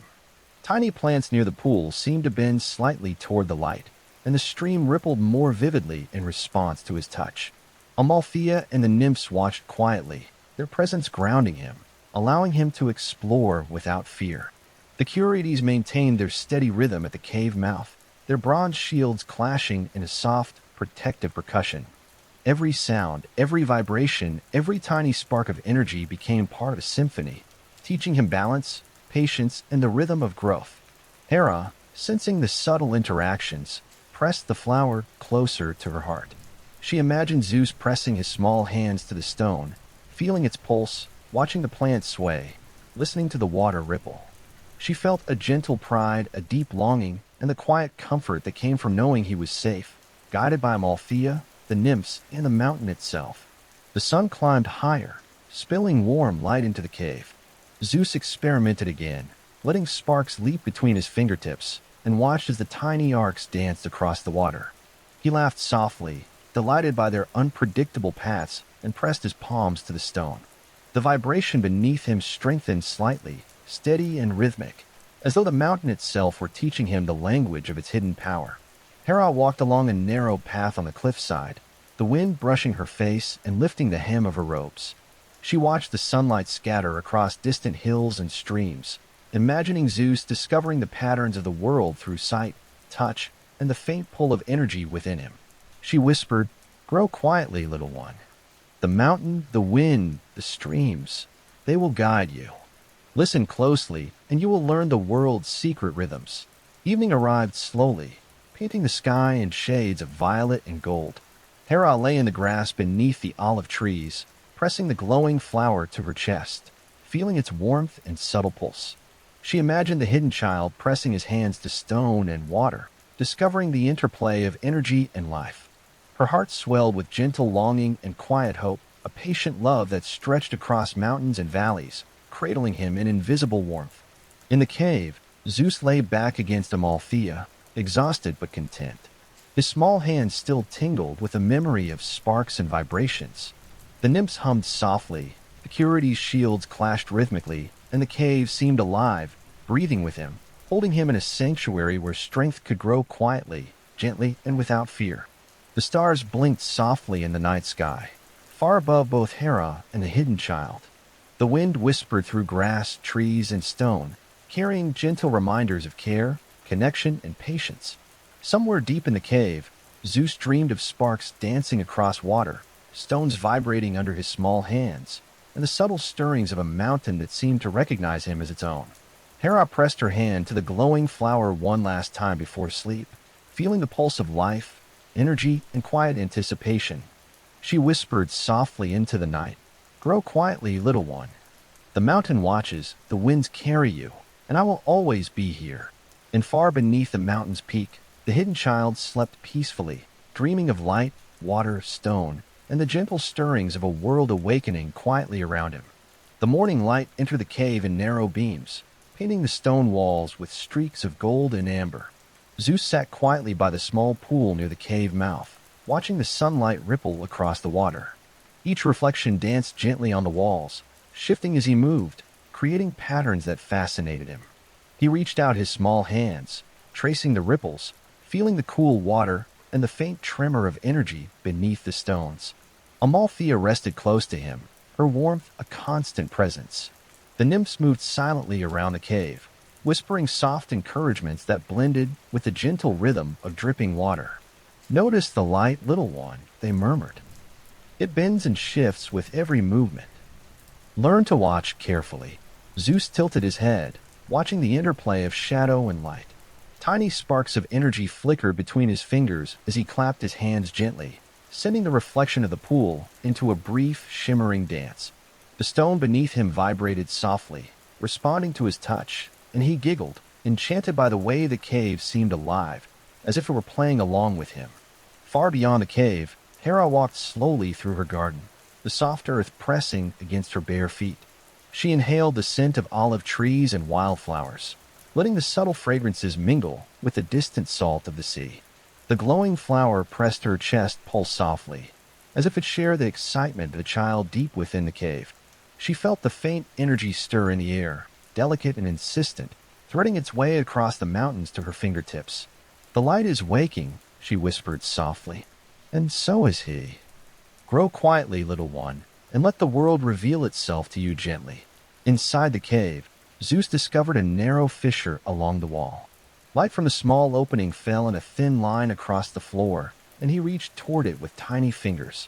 The spark of energy from his fingertips leapt into the light, stretching and twisting like a ribbon of gold. He laughed softly as the spark danced with the sunbeam, following every movement, weaving between shadow and stone. Amalthea nudged him gently, steadying him, while the nymphs hummed melodic encouragement, creating a calm rhythm that made him feel safe to experiment. The cave seemed to respond to him. Small crystals embedded in the walls glimmered faintly, casting scattered reflections across the floor. The water rippled more vividly, carrying the flickering light toward the distant shadows. Even the stone beneath his hands vibrated with faint energy, guiding him in quiet lessons about balance, patience, and attention. Hera, sensing the gentle interaction, pressed the flower closer to her heart. She imagined the hidden child's small hands reaching for light and shadow, feeling the soft tremor of energy, learning without haste. Her chest ached with gentle longing, a steady, patient love that stretched across the mountains and valleys, reaching him invisibly. Zeus continued to explore the cave, noticing how the patterns of light shifted as he moved. A thin trickle of water ran along a groove in the stone, carrying reflections from the sunbeam, and he pressed his hands to it, feeling the gentle vibration travel through his fingertips and into his small arms. The spark between his hands leapt higher, dancing in tandem with the light, and he laughed softly, delighted by the rhythm of it all. Amalthea and the nymphs guided him carefully, letting him discover the magic of interplay without words. The Curides maintained their steady rhythm at the cave mouth, bronze shields clashing in soft, protective percussion. Their presence, the water, the stone, the flickering light, and the subtle spark of energy in the child hands all combined to create a quiet symphony, a hidden sanctuary of discovery and growth. Far across the mountains, Hera traced her fingers along the petals of the glowing flower. She imagined Zeus pressing his hands to stone, touching water, watching sunlight ripple and reflect, feeling the subtle rhythm of the cave respond to his small movements. She whispered softly, "Grow quietly, little one. Learn the rhythm of life, the dance of shadow and light, and let the spark within you bloom gently." The sun climbed higher, spilling more golden warmth into the cave. Zeus pressed his hands to the stone near the pool, guiding tiny sparks along its surface, and watched as reflections moved in complex patterns. He laughed, reaching for the thin shafts of sunlight, watching as shadows stretched and shifted around him. Amalthea pressed her nose to his shoulder, grounding him, while the nymphs hummed a gentle melody, blending with the cave's natural rhythm. Evening arrived softly, coloring the sky in deep violet and silver. Hera lay in the grass beneath the olive tree, the glowing flower resting against her chest, feeling its gentle warmth pulse with quiet anticipation. She imagined the child deep in the cave, experimenting with light and shadow, discovering the hidden rhythms of energy and life, and her heart swelled with gentle pride and patient love. Zeus, exhausted but exhilarated, leaned against Amalthea, watching the shadows lengthen across the walls.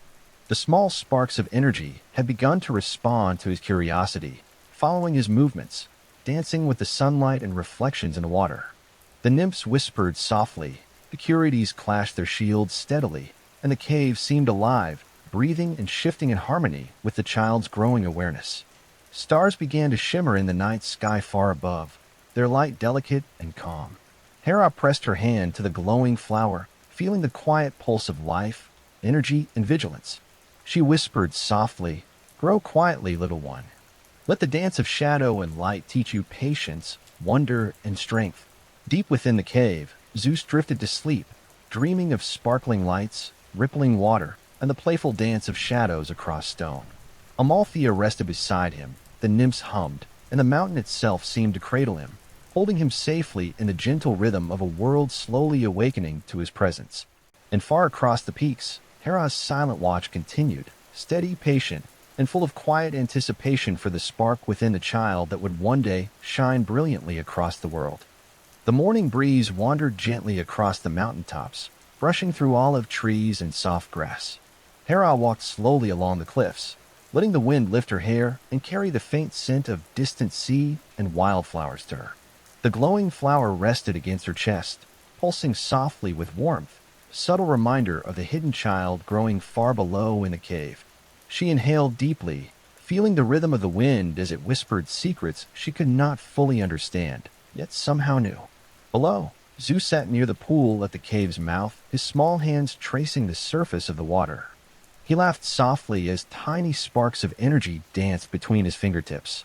The breeze from the cave entrance brushed against his face, teasing his hair and carrying the faint scent of earth and distant flowers.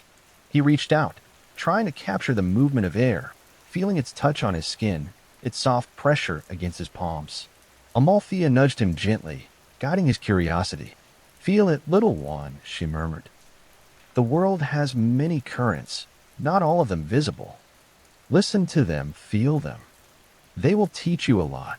The nymphs moved quietly around him, their voices soft as wind through leaves. "Notice how it shifts," they whispered. "How it bends around the stones, dances with light, and carries warmth from the sun. The wind has its own rhythm." Zeus pressed his palms against the air, fascinated by the invisible currents that seemed to respond subtly to his movements. A small spark of energy leapt from his fingertips and hovered, following the gentle draft as if it were a ribbon of light. He giggled softly, delighted by the playful dance, unaware of the delicate interplay between his growing power and the mountain around him.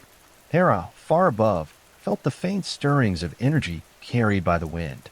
She pressed the glowing flower to her lips and inhaled deeply, sensing the quiet connection threading from the hidden cave to the cliffs where she stood. A shiver of gentle anticipation ran through her, subtle yet insistent, as though the child's small hands had touched the air and set the unseen currents in motion. "The wind is alive with him," she whispered. "Grow quietly, little one, and let its whispers guide you." Inside the cave, Zeus discovered a narrow fissure above the pool where sunlight and breeze mingled. He reached toward it, letting tiny sparks of energy flicker along the edges. The draft lifted faintly, bending the sparks into tiny arcs of light that danced across the stone walls. He laughed softly, pressing his fingers into the air and watching the invisible currents respond, moving around his hands as if playful and curious themselves. Amalthea pressed against his shoulder, grounding him with warmth, while the nymphs hummed a soft melody, blending with the sound of rushing air and trickling water. The Curides' shields clashed rhythmically at the cave mouth, a steady percussion that harmonized with the playful currents of wind and energy within. Hera walked slowly along the cliffs, following a subtle swirl of air that lifted her skirts and brushed her face. She imagined the hidden child reaching for the invisible currents, his laughter mingling with the wind, his sparks dancing in its embrace. Her chest swelled with quiet pride and patient love, stretching across mountains, valleys, and the hidden cave to reach him in unseen ways. Zeus pressed his palms together, creating a small arc of energy that rose briefly, twisting in the gentle breeze. He watched it dance, following the air currents as if they were partners in a slow, silent ballet. The mountain itself seemed to pulse in response, stones vibrating faintly, water rippling gently, and the shadows shifting with the movement of light. Hera whispered softly into the wind, her voice carried faintly across peaks and ridges. "Grow quietly, little one. Let the air guide you. Listen to its rhythm, follow its gentle touch, and let the world reveal its secrets slowly." The sun climbed higher, warming the cave and the surrounding cliffs. Zeus explored further, feeling the currents of air bend around his small body, brushing against his skin with playful insistence. Amalthea encouraged him gently, and the nymphs whispered softly, creating a calm, protective rhythm that let him experiment without fear.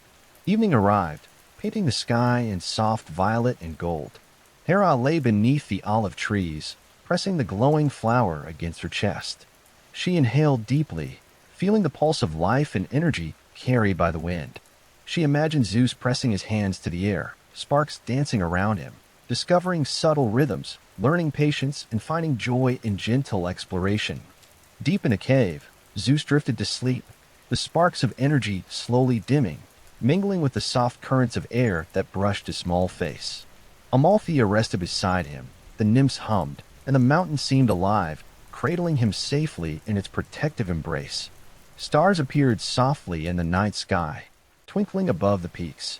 Hera pressed her hand to the glowing flower and whispered one last time for the night.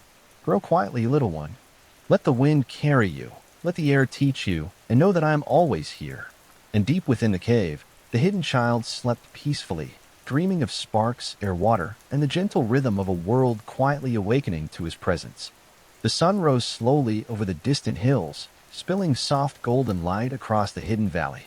A gentle river wound through the landscape, its waters shimmering like liquid glass, carrying the quiet music of flowing streams and distant waterfalls. The sound reached even into the hidden cave, a constant lullaby of murmured secrets that seemed to call to Zeus. The child stirred beneath his furs, stretching small arms toward the first rays of light. He pressed his fingers to the cool stone, feeling the faint vibrations of the mountain beneath him. A small draft from the cave entrance carried the delicate scent of fresh water from the river below, mingling with earth and wildflowers. Zeus blinked, curiosity sparking in his dark eyes, and laughed softly. Amalthea nudged him gently. "The world has more to show, little one," she whispered. "Listen to the water. It speaks in ways the eyes cannot see and the hands cannot touch." The nymphs gathered near him, their soft movements blending with the gentle sound of flowing water. "Follow the river," they murmured, "and feel the life it carries. It will guide you quietly, but always watch closely." Zeus climbed slowly toward a cave entrance, feeling the smooth stones beneath his small hands. He looked down at the river, watching its silver surface sparkle as sunlight kissed it. Tiny waves lapped at the edges of rocks, and small ripples spread gently as he reached out, brushing the surface with a tentative fingertip. A faint flicker of energy danced along his palm, rising slightly as if drawn by the river's rhythm. He laughed, amazed, and pressed both hands together, sending sparks across the water that made the currents shimmer with light. Hera, far above the mountains in her quiet garden, felt the subtle pull of life in the valley below. She pressed the glowing flower to her chest, sensing the gentle pulse of the hidden child and the river flowing in tandem with his growing energy. A soft smile curved her lips. "Grow quietly, little one," she whispered. "Let the waters teach you patience, let the currents show you rhythm, and let the world unfold gently before your eyes." Zeus knelt by the riverbank, dipping his small hands into the flowing water. He watched the sunlight scatter across the surface, creating miniature rainbows that shimmered and shifted. Each ripple seemed to respond to his touch, carrying faint vibrations that tickled his fingers. He giggled softly, fascinated by the dance of light and water and the subtle thrill of energy flowing along with it. Amalthea rested close to him, her warm presence grounding him, while the nymphs hummed softly, their voices blending with the river's melody. The Curetes stood nearby, shields clanging rhythmically, a steady pulse that harmonized with the river's flow and the child's tiny sparks of energy. The cave, the river, the wind, and the sunlight all joined in a quiet symphony, creating a sanctuary of growth and gentle exploration. Hera walked slowly along the cliffs overlooking the river, letting the soft breeze lift her hair and brush her face. She imagined Zeus pressing his hands into the flowing water, feeling the currents, noticing how the river twisted and turned around stones and reeds. Her chest filled with patient love and quiet pride, stretching invisibly across mountains and valleys to cradle the hidden child. Zeus experimented further, letting tiny arcs of energy leap between his fingers and skim across the water's surface. He laughed softly as the sparks danced, twisting with the currents and reflecting in sunlight like miniature stars. Amalthea nudged him gently, reminding him to remain steady, while the nymphs whispered encouragement, teaching him the rhythms of observation, patience, and play.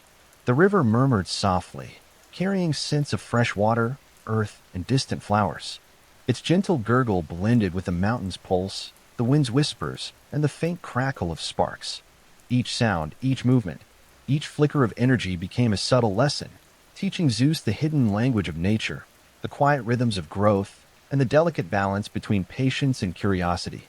Hera pressed her hand to the glowing flower, imagining the child pressing his hands to the flowing water, sparks leaping and dancing, laughter mingling with the river's song.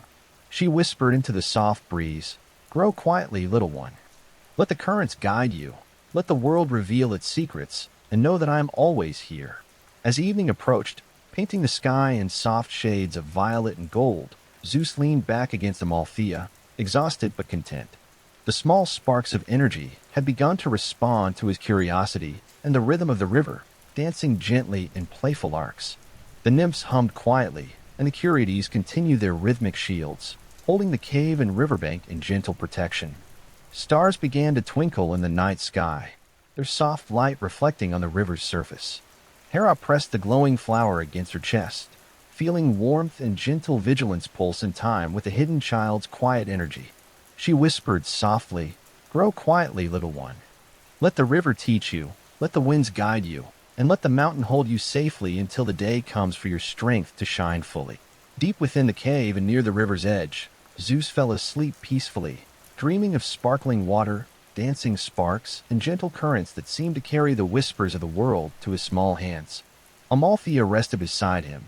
The nymphs hummed softly, and the mountain itself seemed alive, cradling him in the quiet rhythm of a world slowly awakening to his presence. The morning sun crept gently over the mountaintops, spilling soft light across the hidden valley. Zeus sat near the cave entrance, watching the golden rays stretch across the rocky floor. The air was cool but carried the subtle warmth of the sun, brushing his small cheeks and lifting his hair in playful wisps. He pressed his hands against the stone beneath him, curious about the slight vibration that pulsed faintly through the rock. Amalthea rested nearby, her steady warmth a quiet reassurance. The nymphs whispered soft encouragement. "The stones hold secrets," they murmured. "Listen carefully, little one. Feel their rhythm, their hidden life beneath your touch." Zeus leaned closer, pressing his fingertips against a jagged rock that jutted slightly from the cave wall. A faint pulse ran through his hands, almost like the heartbeat of the mountain itself. He giggled softly, amazed, and pressed both palms together, feeling the vibrations travel up his small arms. Tiny sparks flickered in response, dancing along his fingers and reflecting in the water nearby. Hera, far above the mountain cliffs in her quiet garden, pressed the glowing flower to her chest. The wind lifted her hair and carried the faint scents of olive trees and wildflowers. She felt the subtle pulse of life moving beneath the mountain, the tiny stirrings of the hidden child's growing energy. A soft smile curved her lips. "Grow quietly, little one," she whispered. "Let the stones teach you patience. Let the mountain reveal its hidden rhythms." Zeus explored further, climbing gently over small ledges and pressing his hands to smooth and jagged surfaces alike. He felt faint tremors under the stones, each one different, each one carrying a secret he could sense but not yet fully understand. His small sparks of energy leapt between his fingers, tracing invisible paths along the rock and casting soft reflections in the dim light. Amalthea nudged him gently, keeping him steady, while the nymphs hummed in quiet harmony with the subtle sounds of the cave. The Curetes stood at the cave mouth, their bronze shields clanging rhythmically, creating a steady, protective beat. Each vibration seemed to merge with the hidden pulse in the stones, the flicker of energy in the child's hands, and the soft murmurs of the nymphs, forming a gentle symphony of quiet growth and gentle discovery. Hera walked slowly along the cliffside, feeling the texture of stone beneath her fingers, imagining the hidden child pressing his small hands to similar rocks deep below. She imagined his tiny fingers feeling the vibration, watching sparks leap, discovering the world in quiet wonder. Her heart swelled with patient pride, a love that stretched invisibly across mountains and valleys to cradle him in safety. Zeus discovered a narrow crack in the cave wall where light filtered in and danced across rough stone. He pressed his fingers into the gap, feeling the pulse of energy respond to his touch. Tiny arcs of spark danced in the sunlight, bending and stretching with the contours of the rock. He laughed softly, delighting in the interplay of energy, stone, and light. Amalthea pressed her warm nose to his shoulder, grounding him, while the nymphs whispered guidance. "The stones remember," they murmured. "They have held secrets for ages. They will teach you if you listen carefully and touch with care." Hera felt the gentle pull of life from the hidden child and the mountain, a faint, insistent rhythm that traveled along unseen threads to her chest. She pressed the glowing flower closer, feeling its warmth pulse with anticipation. "Grow quietly, little one," she whispered. "The stones carry memory, and you are learning their language. Let them guide your hands, your heart, and your small sparks." As the sun climbed higher, golden light filled the cave, casting shadows that shifted across the walls. Zeus pressed his hands to stone, letting sparks flicker along the uneven surfaces, tracing patterns that followed the hidden rhythm of the mountain. He felt a faint thrill in his chest, the quiet excitement of discovery mingled with the comfort of Amalthea's presence and the nymph's gentle guidance. Evening fell slowly, painting the sky in soft violet and silver. Hera lay beneath the olive trees, the glowing flower resting against her chest, feeling warmth and subtle light pulse with life. She imagined the hidden child pressing his hands against stone, sparks dancing in tiny arcs, and the mountain responding in quiet acknowledgement. Her chest ached with gentle longing, yet she was filled with steady, patient hope. Deep within the cave, Zeus drifted to sleep, dreaming of sparks leaping across stone surfaces, of shadows shifting with the sunlight, and of the faint vibrations of energy beneath his fingertips. Amalthea rested beside him, the nymphs hummed, and the mountain itself seemed to cradle him, holding him in the gentle rhythm of a world slowly revealing its secrets. Stars began to appear softly in the night sky, shimmering above the peaks. Hera pressed her hand to the glowing flower, whispering softly, "Grow quietly, little one. Let the stones teach you, let the mountain guide you, and know that I am always here." And deep within the cave, the hidden child slept peacefully, dreaming of stone, spark, shadow, and light, embraced by the patient rhythms of a world quietly awakening around him. The morning light drifted softly over the mountaintops, spilling gentle warmth across the hidden valley. Zeus stirred beneath his furs, blinking at the delicate rays filtering through the cave entrance. Outside, the trees swayed lightly in the morning breeze, their leaves whispering softly as if sharing secrets with one another. The faint scent of wildflowers and fresh earth floated into the cave, mingling with the cool, damp air. Zeus stretched, pressing his small hands against the stone floor. He felt the faint pulse beneath the surface, a rhythm that matched the subtle movement of the leaves outside. A tiny spark flickered at his fingertips, and he laughed quietly, fascinated by how the hidden energy seemed to respond to his curiosity. Amalthea nudged him gently, grounding him in the present moment, while the nymphs whispered soft encouragements, blending with the distant rustle of leaves. "Listen, little one," the nymphs murmured. "The leaves carry stories. They bend and sway, and if you pay attention, they will show you the rhythm of life." Zeus pressed his small hands toward a beam of sunlight falling on the forested edge beyond the cave.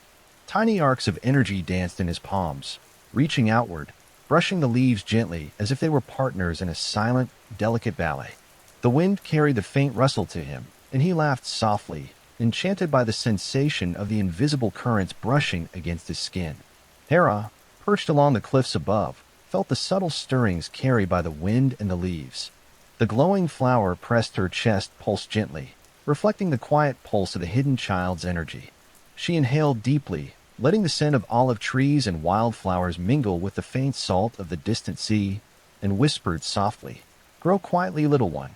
Let the leaves teach you patience. Let their dance guide your small hands."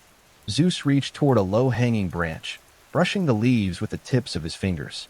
The small sparks leapt and twirled in response, tracing faint arcs along the veins of the leaves. The soft rustle mingled with the trickle of the river nearby and the subtle hum of energy in the stones, creating a gentle symphony that filled the hidden cave. Amalthea pressed warmly against his shoulder, steadying him, while the nymphs hummed in quiet harmony with the sound of nature. The Curetes stood at the cave mouth, shields clanging rhythmically, their steady beat blending seamlessly with the rustle of leaves and the faint shimmering of sparks. Every vibration, every movement, every soft whisper of energy became a lesson in balance, observation, and patient exploration. Hera wandered slowly along the cliffs, brushing her fingertips along olive branches. She imagined the hidden child reaching toward leaves, pressing his hands to stone and water, and feeling the subtle currents of energy that connected them all. Her chest swelled with gentle pride and patient love, stretching invisibly across valleys, rivers, and mountains to cradle him safely. Zeus experimented further, letting tiny arcs of energy leap between his fingertips and brush the leaves. He pressed his small palms together, creating patterns of light that reflected across stone and water. The leaves swayed gently in response, the branches bending subtly, as if the trees themselves recognized his curiosity and welcomed his careful touch. Amalthea nudged him again, reminding him to move slowly and steadily, while the nymphs whispered encouragement, blending with the natural music of rustling leaves and flowing water. Each sound, each flicker of energy, each gentle movement became part of a lesson, teaching Zeus the hidden language of nature, the quiet rhythms of growth, and the delicate balance between curiosity and patience. Hera pressed the glowing flower closer to her chest, imagining the child's small fingers brushing against leaves, sparks dancing in tiny arcs, and the soft currents of energy flowing between them. She whispered softly into the breeze, "Grow quietly, little one. Let the leaves guide you, let the trees teach you, and let the world reveal its hidden patterns."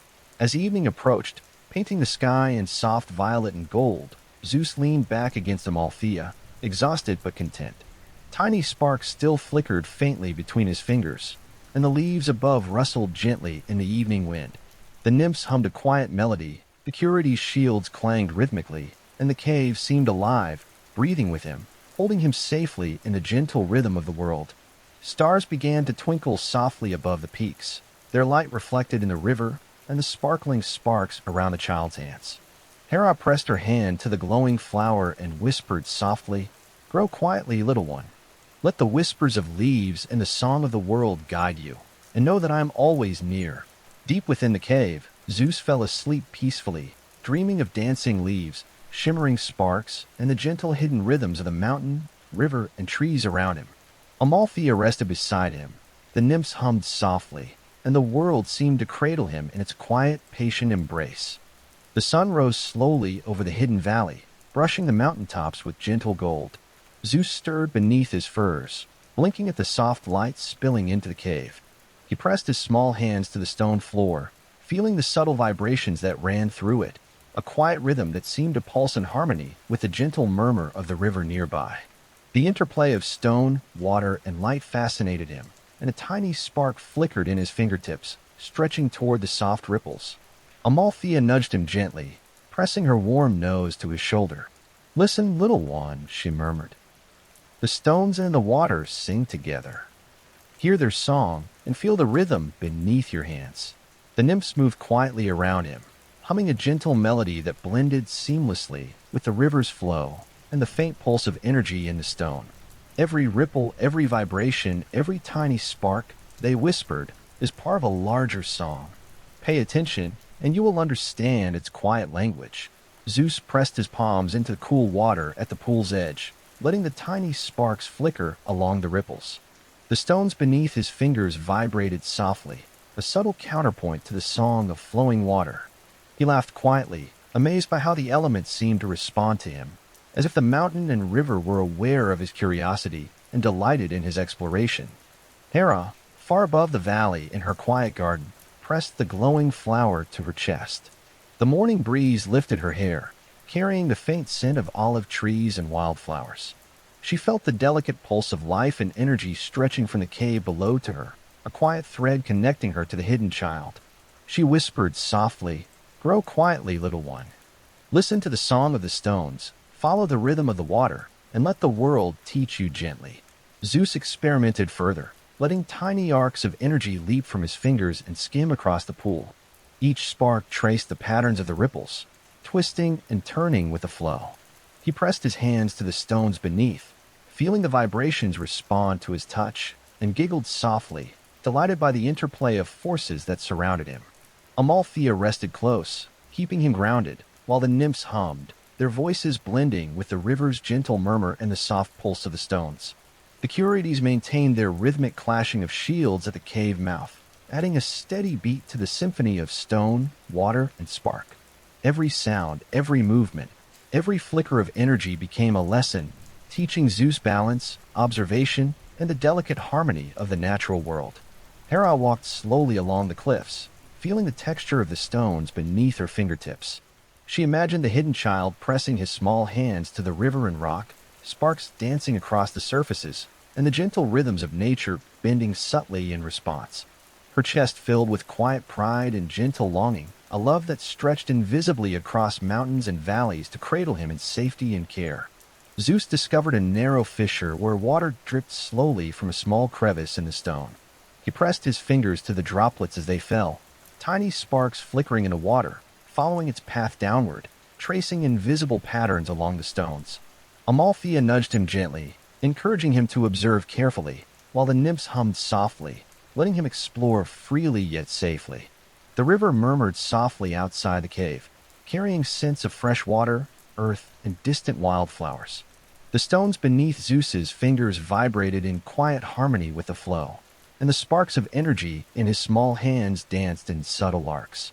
Each movement, each sound, each flicker of light became a gentle lesson in patience, observation, and understanding. Hera pressed the glowing flower closer to her heart, imagining the child's tiny fingers brushing water, tracing the vibrations of stone, and feeling the rhythm of the river beneath him. She whispered softly into the breeze, "Grow quietly, little one. Listen to the song of stones and water. Let the world teach you, and know that I am always near. Evening fell slowly, painting the sky in deep violet and gold. Zeus leaned back against Amalthea, exhausted but content. The small spark still flickered faintly, reflecting the gentle ripples of water and the soft pulse of stone. The nymphs hummed quietly, the Curetes maintained their rhythmic shields, and the cave seemed alive, breathing in harmony with the child's growing awareness. Stars began to shimmer in the night sky above the peaks. Hera pressed her hand to the glowing flower and whispered softly, "Grow quietly, little one. Let the song of stones and water guide you.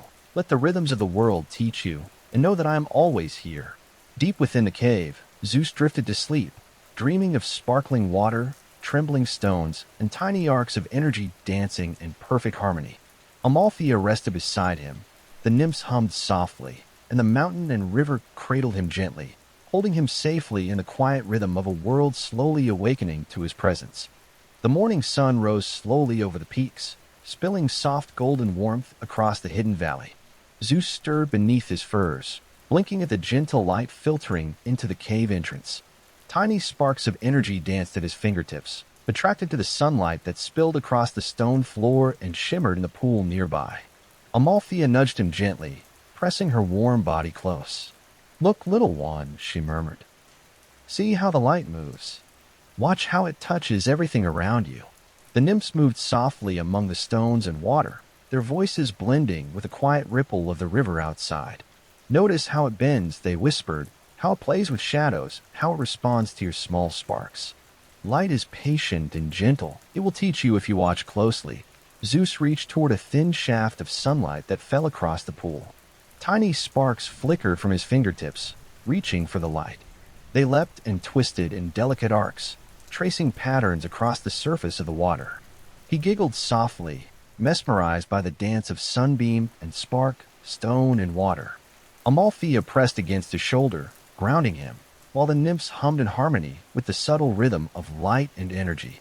Hera, far above the valley, walked slowly among her garden, pressing her fingertips along olive branches and feeling the soft warmth of sunlight on her skin.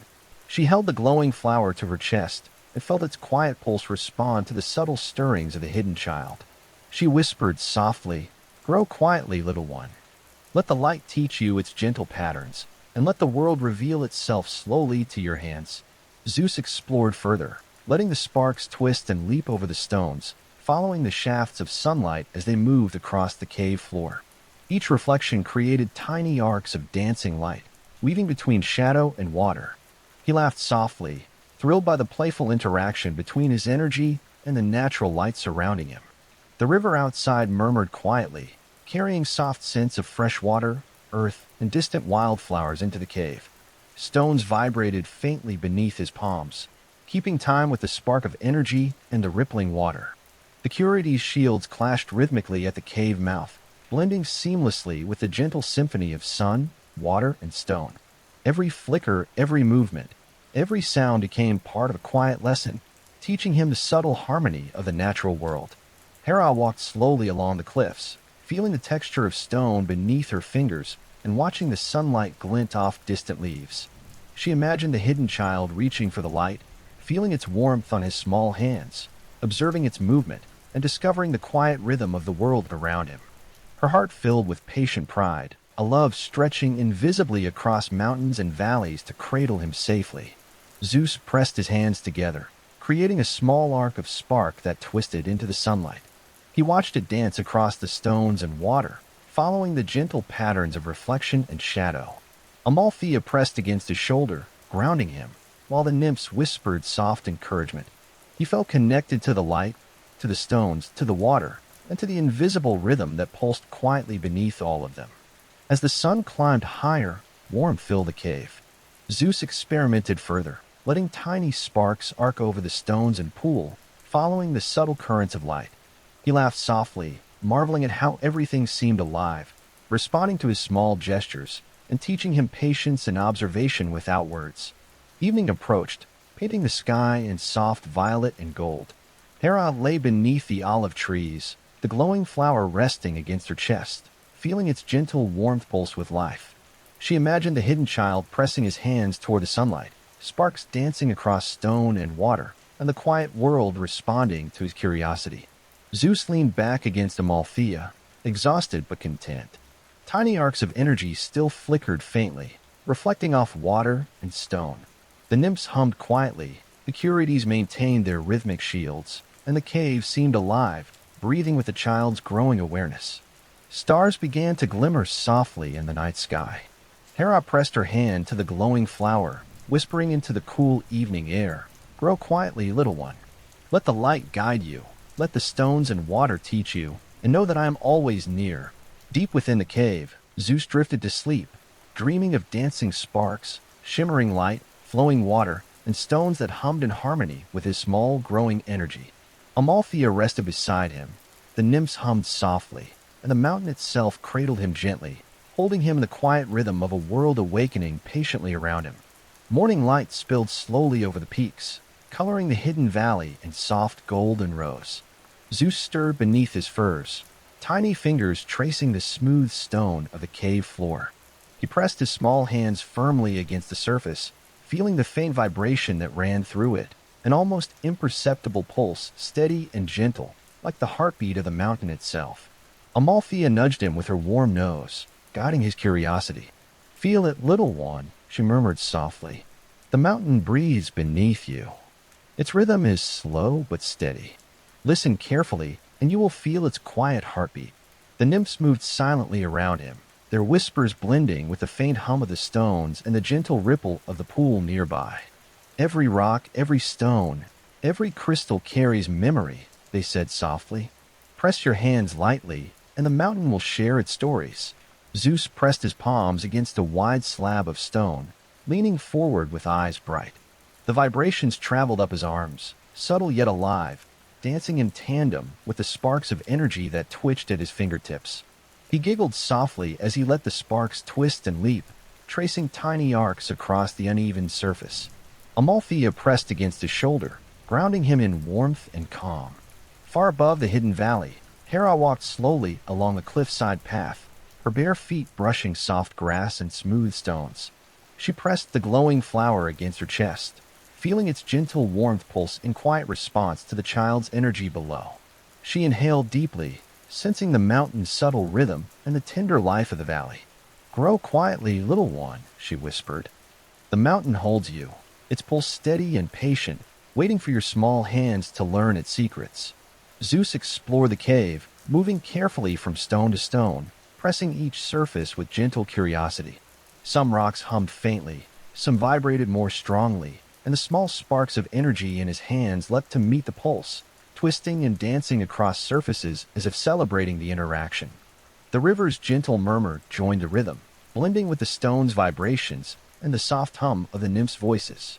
The Curies clashed their shields rhythmically at the cave mouth, creating a steady, grounding beat that harmonized with the mountain's gentle pulse. Zeus pressed his hands to the vibrations, feeling a subtle connection that flowed from stone to stone, from river to pool, from spark to body.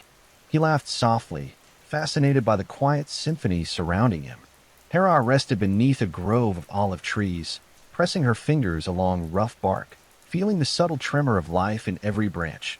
She imagined the hidden child pressing his small palms to stone and water, feeling the quiet heartbeat of the mountain, and smiling at his small sparks of curiosity dancing across surfaces. Her chest swelled with gentle pride and patient love, stretching invisibly across the mountains to cradle him in safety. Zeus discovered a narrow fissure in the cave wall where sunlight fell in thin shafts. He pressed his small hands against the stone beside it, and the sparks responded, twisting in arcs that followed the gentle rhythm of the vibrations. He felt a thrill in his chest, the quiet excitement of understanding, and giggled softly.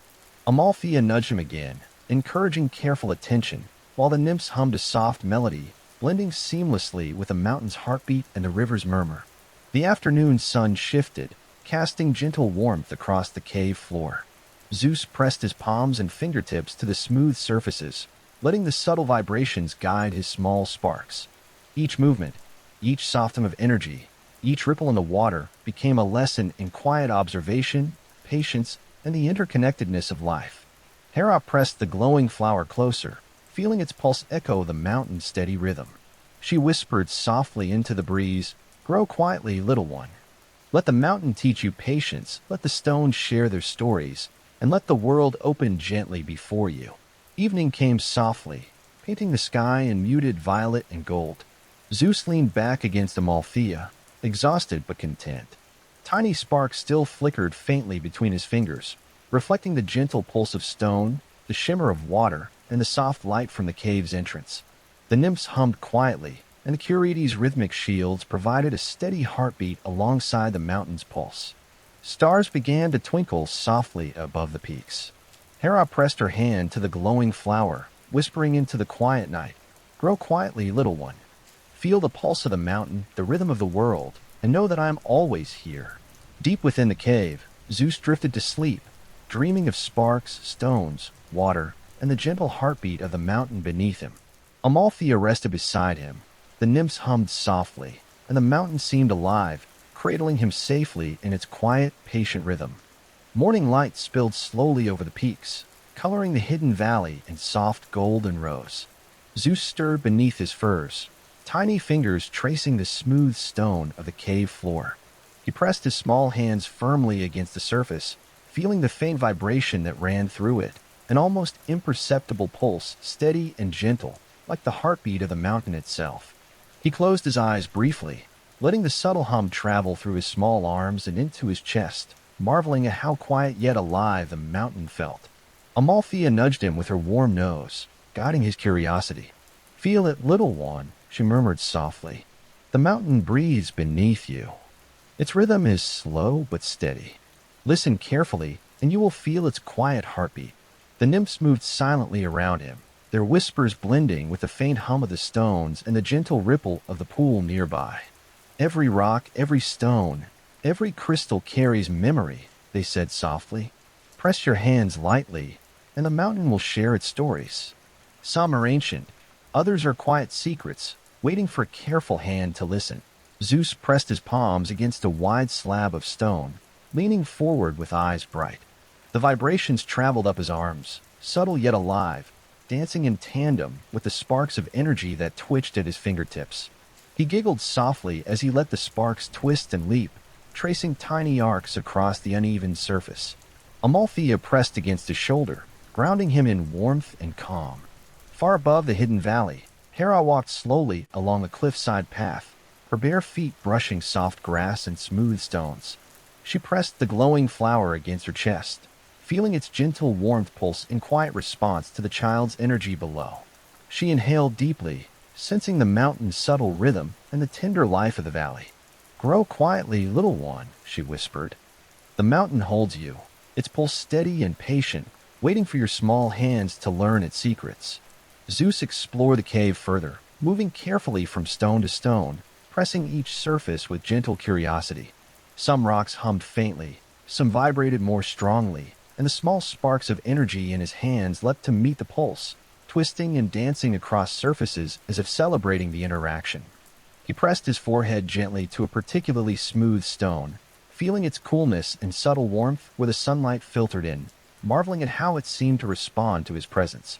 The river's gentle murmur joined the rhythm, blending with the stone's vibrations and the soft hum of the nymphs' voices. The sound was comforting, like a lullaby, carrying the essence of life from stone to water, from mountain to valley. Zeus's small hands pressed carefully into the vibrations, learning the quiet patience of nature, feeling its subtle movements in a way no words could describe. The Curetes clashed their shields rhythmically at the cave mouth, creating a steady, grounding beat that harmonized with the mountain's gentle pulse. Zeus pressed his hands to the vibrations, feeling a subtle connection that flowed from stone to stone, from river to pool, from spark to body. Each beat, each vibration, was a gentle lesson in harmony and balance. He laughed softly, fascinated by the quiet symphony surrounding him. Hera rested beneath a grove of olive trees, pressing her fingers along rough bark, feeling the subtle tremor of life in every branch. She imagined the hidden child pressing his small palms to stone and water, feeling the quiet heartbeat of the mountain, and smiling at his small sparks of curiosity dancing across surfaces. Her chest swelled with gentle pride and patient love, stretching invisibly across the mountains to cradle him in safety. Zeus discovered a narrow fissure in the cave wall where sunlight fell in thin shafts. He pressed his small hands against the stone beside it, and the sparks responded, twisting in arcs that followed the gentle rhythm of the vibrations. He felt a thrill in his chest, the quiet excitement of understanding, and giggled softly. Amalthea nudged him again, encouraging careful attention, while the nymphs hummed a soft melody, blending seamlessly with the mountain's heartbeat and the river's murmur. As he moved deeper into the cave, Zeus noticed tiny flecks of crystal embedded in the walls. He pressed his small fingertips against them, feeling a brighter, more vivid vibration than the surrounding stone. Each crystal seemed to carry its own memory, whispering faintly to him, as if the mountain itself had been keeping secrets for centuries, waiting for him to awaken to its quiet pulse. He traced a small line of crystals with gentle care, sparks following his fingertips, and the stones seemed to shimmer faintly in response. The afternoon sun shifted, casting gentle warmth across the cave floor. Zeus pressed his palms and fingertips to the smooth surfaces, letting the subtle vibrations guide his small sparks. Each movement, each softening of energy, each ripple in the water became a lesson in quiet observation, patience, and the interconnectedness of life. He leaned back against Amalthea, listening carefully to the quiet symphony of the cave, the river's soft gurgle, the pulse of stones beneath him, and the shimmering whispers of crystal vibrations.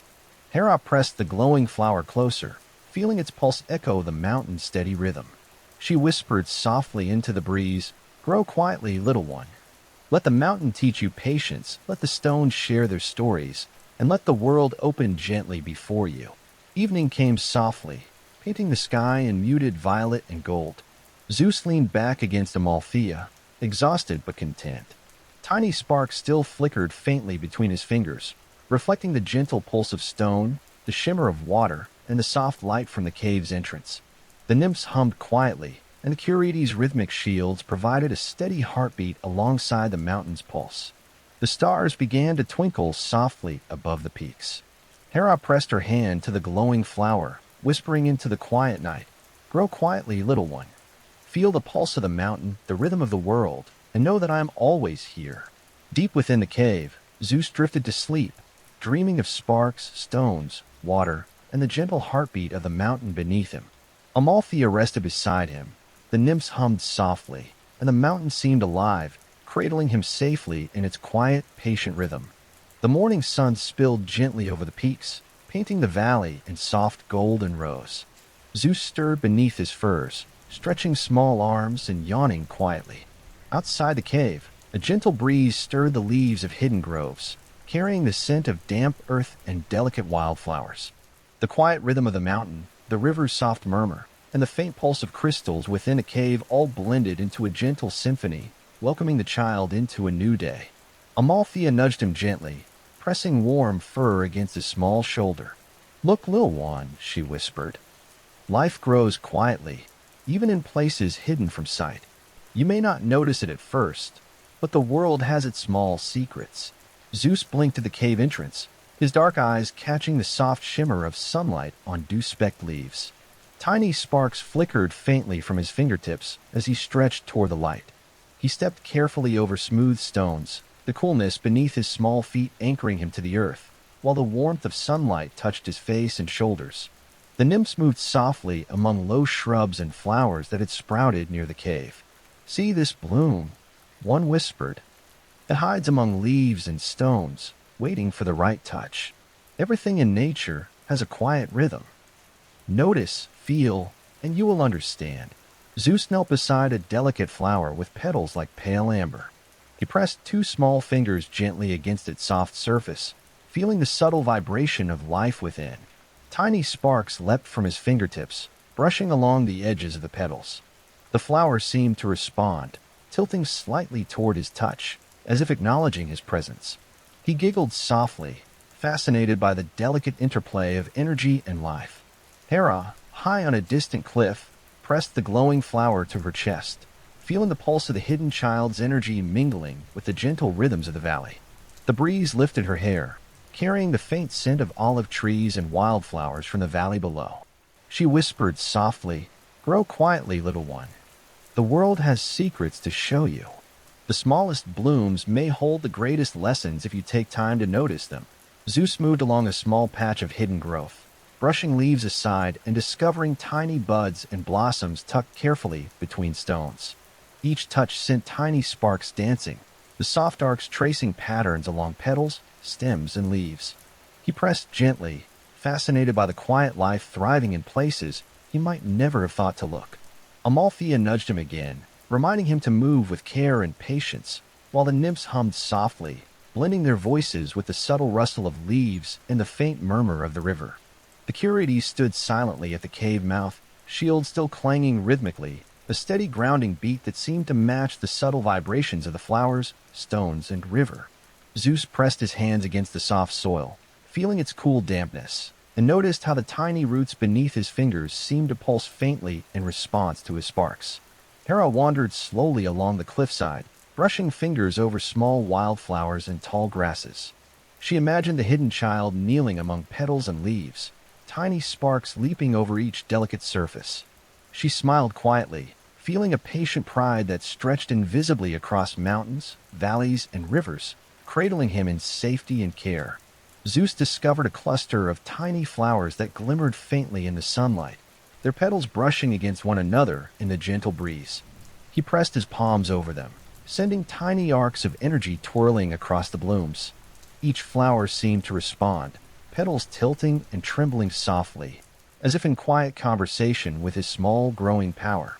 Amalthea rested nearby, a steady warmth keeping him safe, while the nymphs hummed softly, encouraging careful exploration.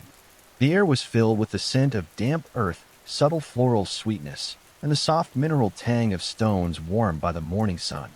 Zeus inhaled deeply, feeling the pulse of life around him in every leaf, petal, and stone.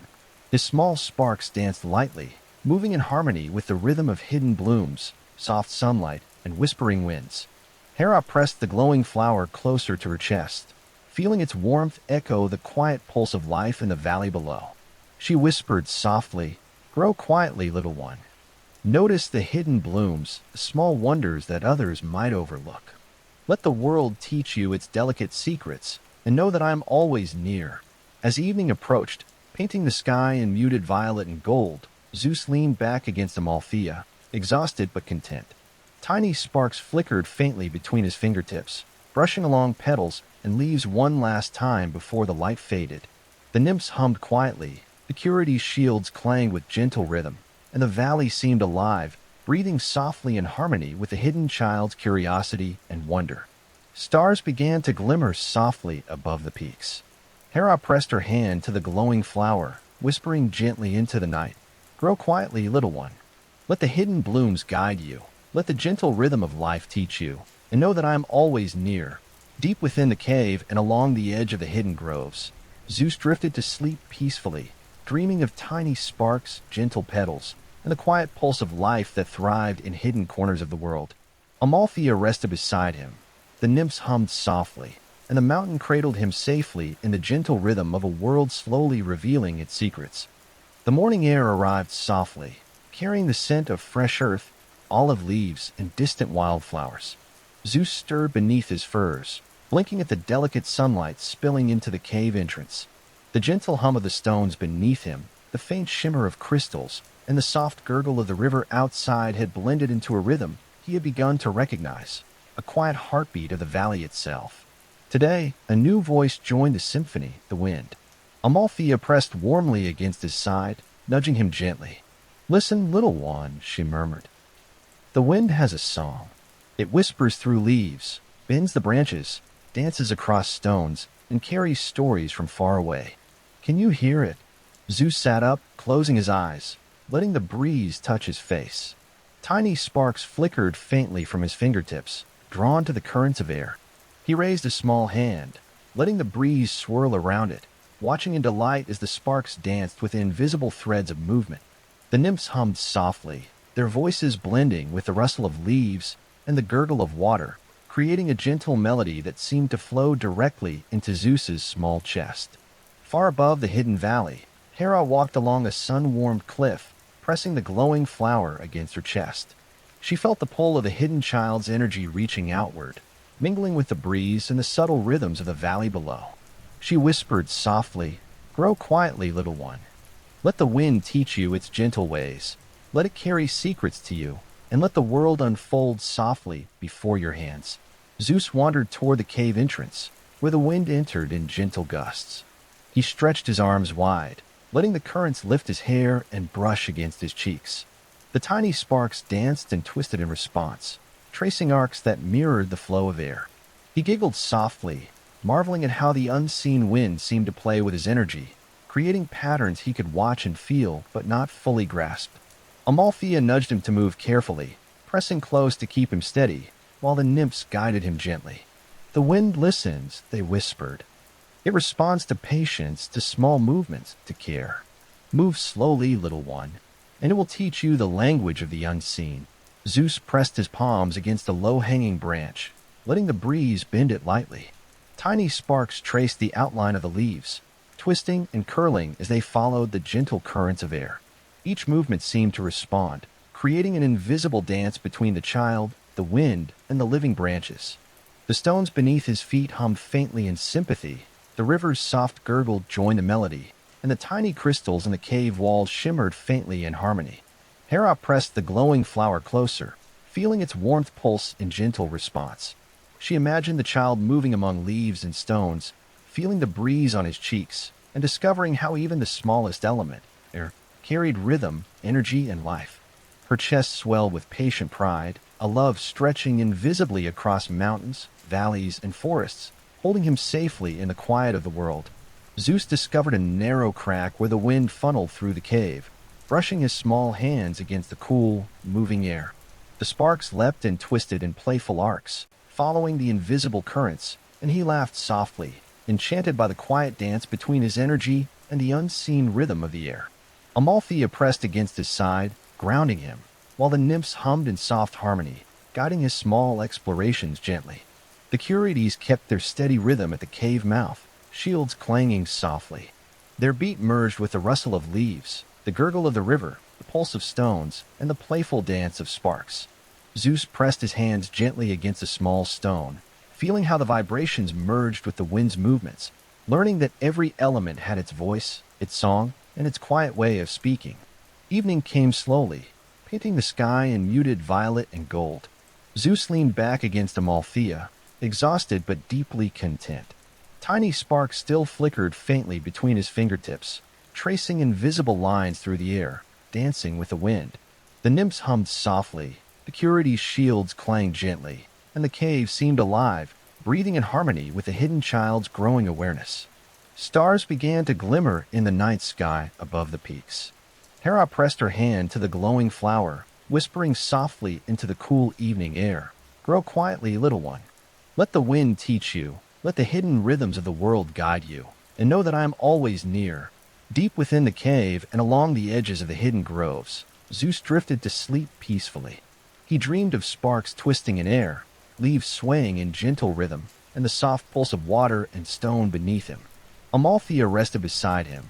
The nymphs hummed softly, and the mountain and valley cradled him safely, holding him in the quiet, gentle song of a world slowly revealing its secrets.